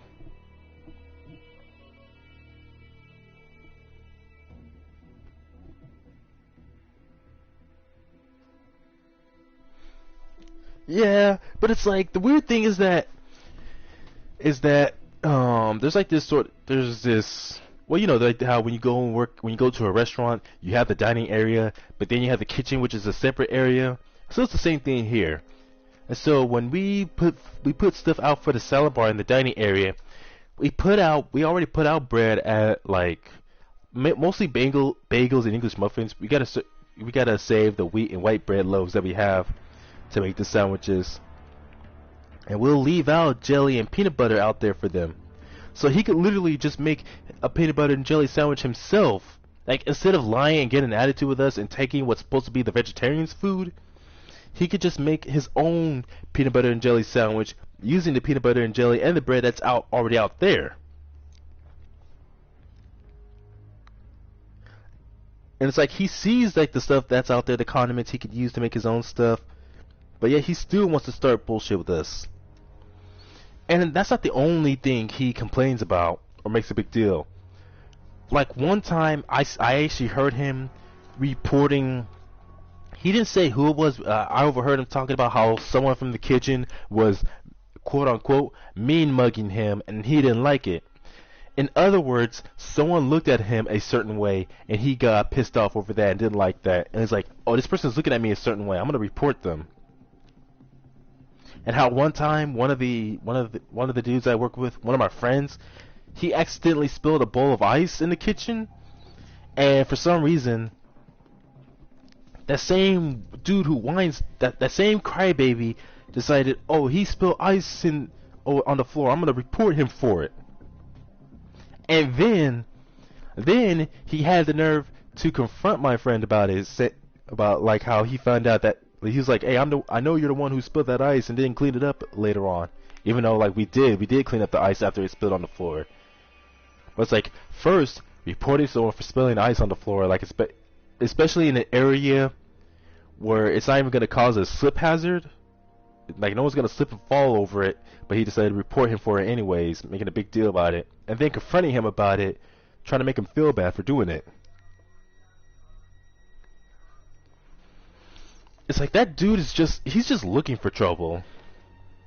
Like someone told me how, like one of my other coworkers told me how he got written up for something he did that he wasn't supposed to do. And ever since then, he's just been having this sort of crybaby attitude where he'll do something he's not supposed to, but if he sees someone else doing it, he will report them, or if he doesn't get what he wants, he'll complain about it. And our boss knows this, and so she says that all he's doing is just he's just looking for attention. Even if it's bad attention. And I'm like, that kind of shit's gonna get him killed in the future if he keeps it up.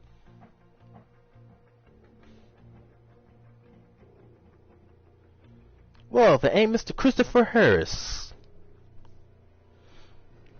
Let's see. Oh shit, it's 4:15. Like another 15 minutes until they start serving the second wave for dinner. I need to get my laundry started though. I don't know how long I've been talking, but I was about to hop off so I can go and get something to eat because I am hungry. And also because I need to start my laundry before they take all the machines. But I don't know what it is. I don't know if it's like because of people being confined here at the center and not really having a chance to go off center on their own time, or what it is. Or of course that same guy, that crybaby I was talking about just now.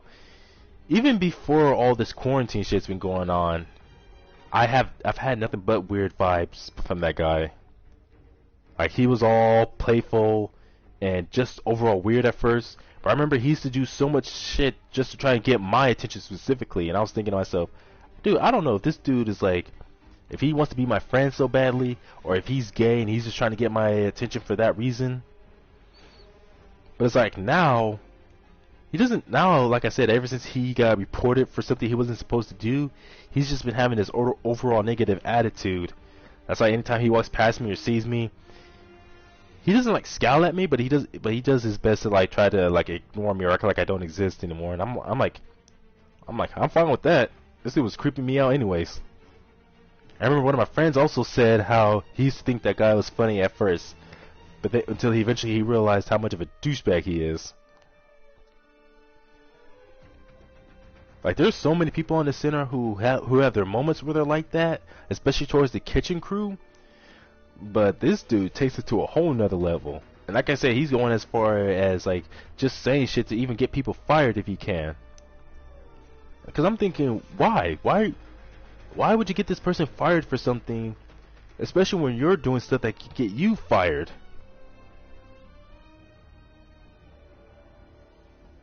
Cabin fever is good. Shut up, Flip. For me, it's like I would only report someone for something if they're doing something to me or doing something to others that could be considered hostile. like if they're playing around with a dangerous object like a knife, or someone actually did this to where, let's see, it was one of the guys who got fired and who I thought was cool at first, but turned out to be a real jackass. I remember I ended up doing a report against him because he was constantly harassing me throughout the whole day. I remember at one point, one of his crazy ways of playing with me, as he called it, he took a blowtorch that was in the office, in the boss's office, while I was sleeping in there.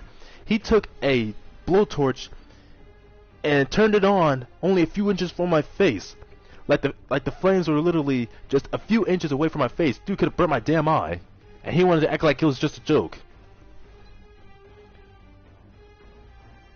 Because I'm thinking, there's ways of playing with someone. Taking a blowtorch and pointing the flame towards someone's face like that is not playing.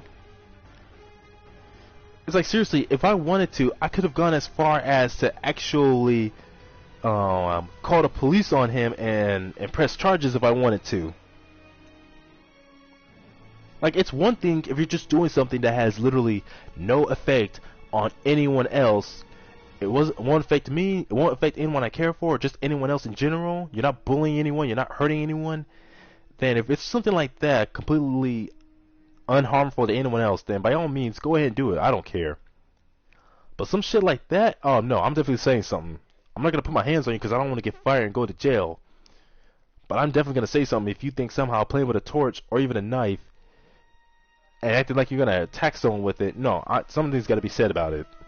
Sociopath. I'm thinking to myself, I'm surprised this guy didn't get fired sooner. Because holy shit, that's fucking crazy. Playing with a damn blowtorch only a few inches for someone's face, want to have the nerve to turn it on, but then when they report you later for it, then you want to hold a grudge and out the surprise like, oh man, I can get fired for this. I'm like, you think? You could get fucking sent to jail for this.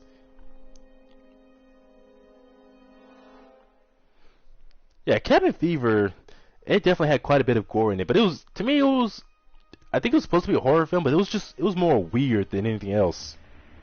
Like, that's like the only way I could really describe Cabin Fever, was just weird.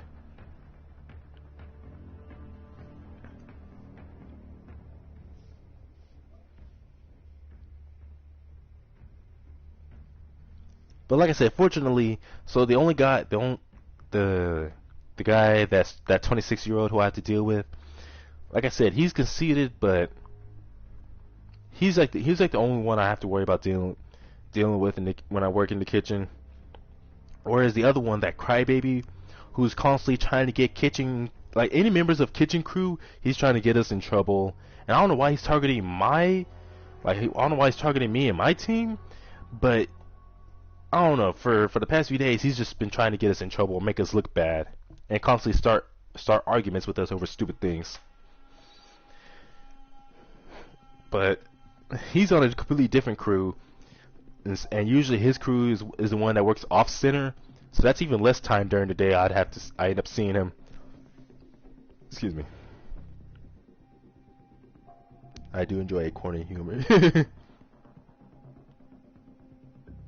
Let's see, it's about like another 8 minutes until they start serving the second wave for dinner. So I'm gonna take a quick restroom break and I will be right back. Although I really do wish that these cabins had bathrooms in them instead of having to go all the way to a separate building for that. Oh well.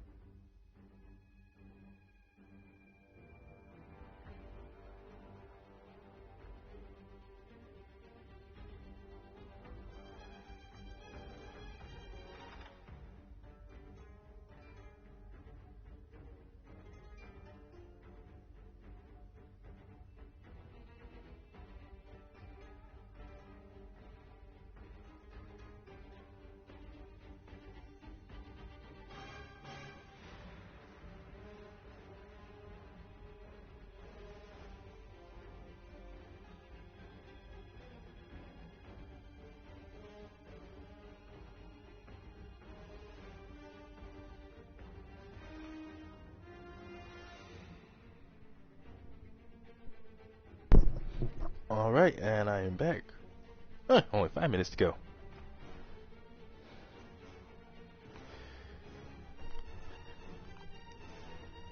No, I remember earlier, much earlier, when I was talking about r slash and all these, like I said, about that husband whose wife cheated and manipulated him into getting her pregnant with a 4th child, even though he only wanted just one at first. I think that's just funny. He only wanted just 1 child, and yet ended up with 4. All because she, like I said already earlier, she begged him, demanded him, told him straight up, we're going to have this next child, and manipulated him by doing all this stuff behind his back and conspiring with another woman behind his back to have him get her pregnant. And I'm like, you fucking evil, maniacal bitch. But it's like, I've definitely had my bad experiences with women. I remember the first one was back in middle school. This girl I dated, but I should have seen the red flags for it. Like, the very first red flag was when, I'm trying to think, how long were we together? I think about like a week. So she broke up with me after only 1 week. But then after breaking up with me, the way she broke up with me was that she didn't even say nothing. She just gave me a note. She wrote a note and gave it to me, explaining that she wanted to break up instead of just saying something to me. And then during my time at the middle school, I can't remember which one it was, but this was all like in Sacramento. So for the next year, she basically treated me like I was the enemy, and there'd be so many times where I won't see her anywhere, but I have my back turned. I'm walking somewhere, and she would just come up out of nowhere and just slap me in the back of my head as hard as she can and just run off. And she did that multiple times, where she would just come up behind me and just hit me, and not to mention all the insults she always throw my way. And I don't know, I just remember how I was just so glad to be done with her and be away from her after middle school. And I definitely don't miss her one bit. The second crazy girl who I dated, but then basically became my sworn enemy, if that could be really called that. Anyways, it was when I was in Job Corps. This was some years later. Like, let's see, my mom had me drop out of my second year of high school because, well, it was just some stuff that happened. Nothing too serious. It was more like, oh yeah, I remember she got a new job and she was gonna move to Las Vegas, but she knew how much I hated Las Vegas from that one time. Me, her, and one of her friends and her friends' kids went to Las Vegas, and I did not really enjoy my time there.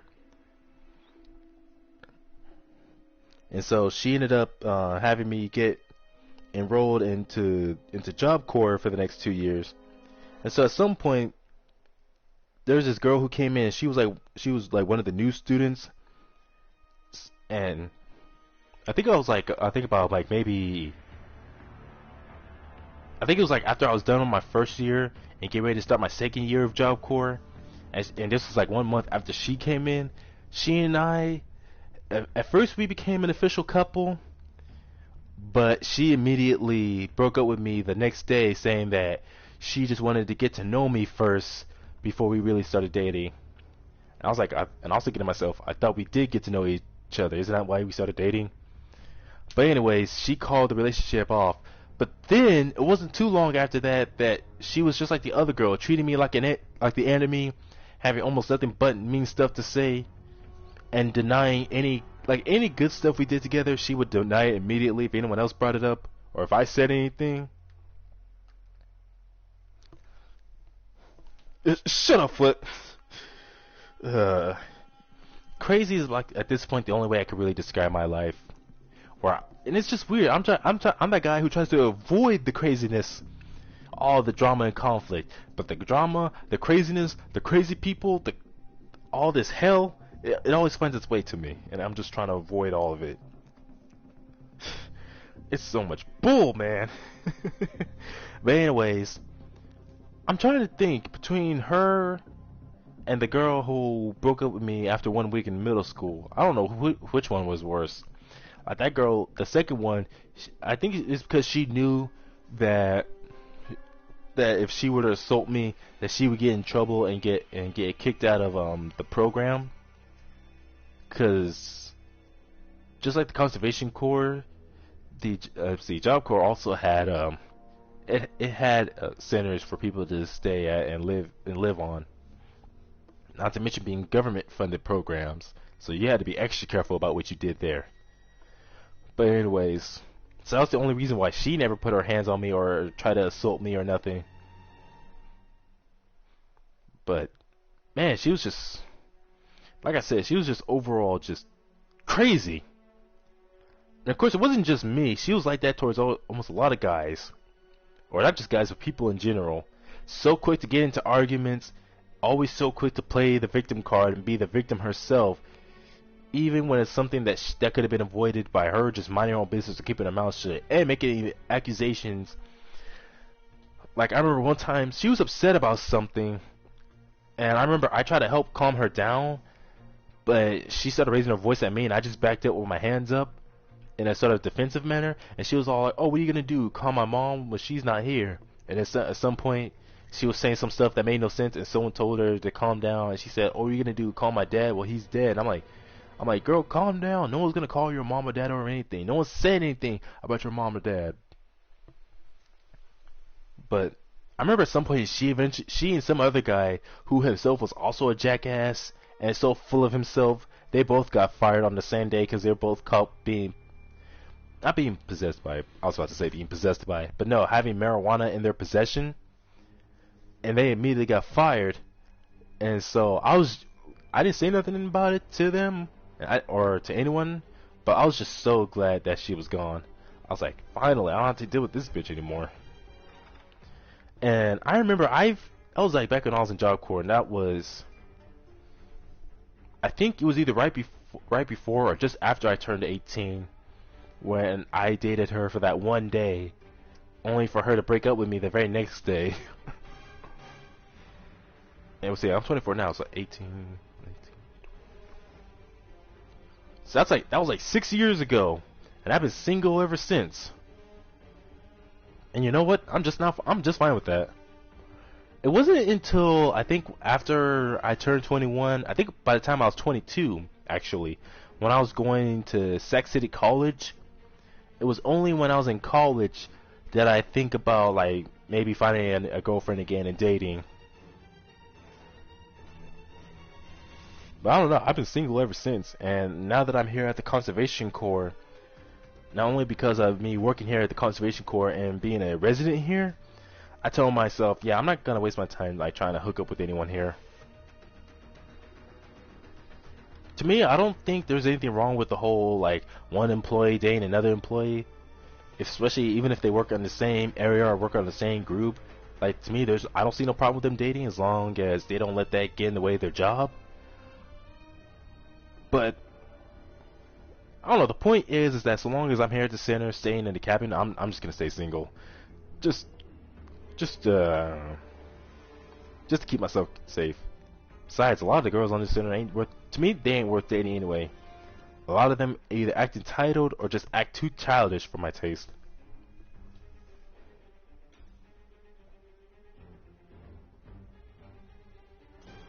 Chaotic wisdom.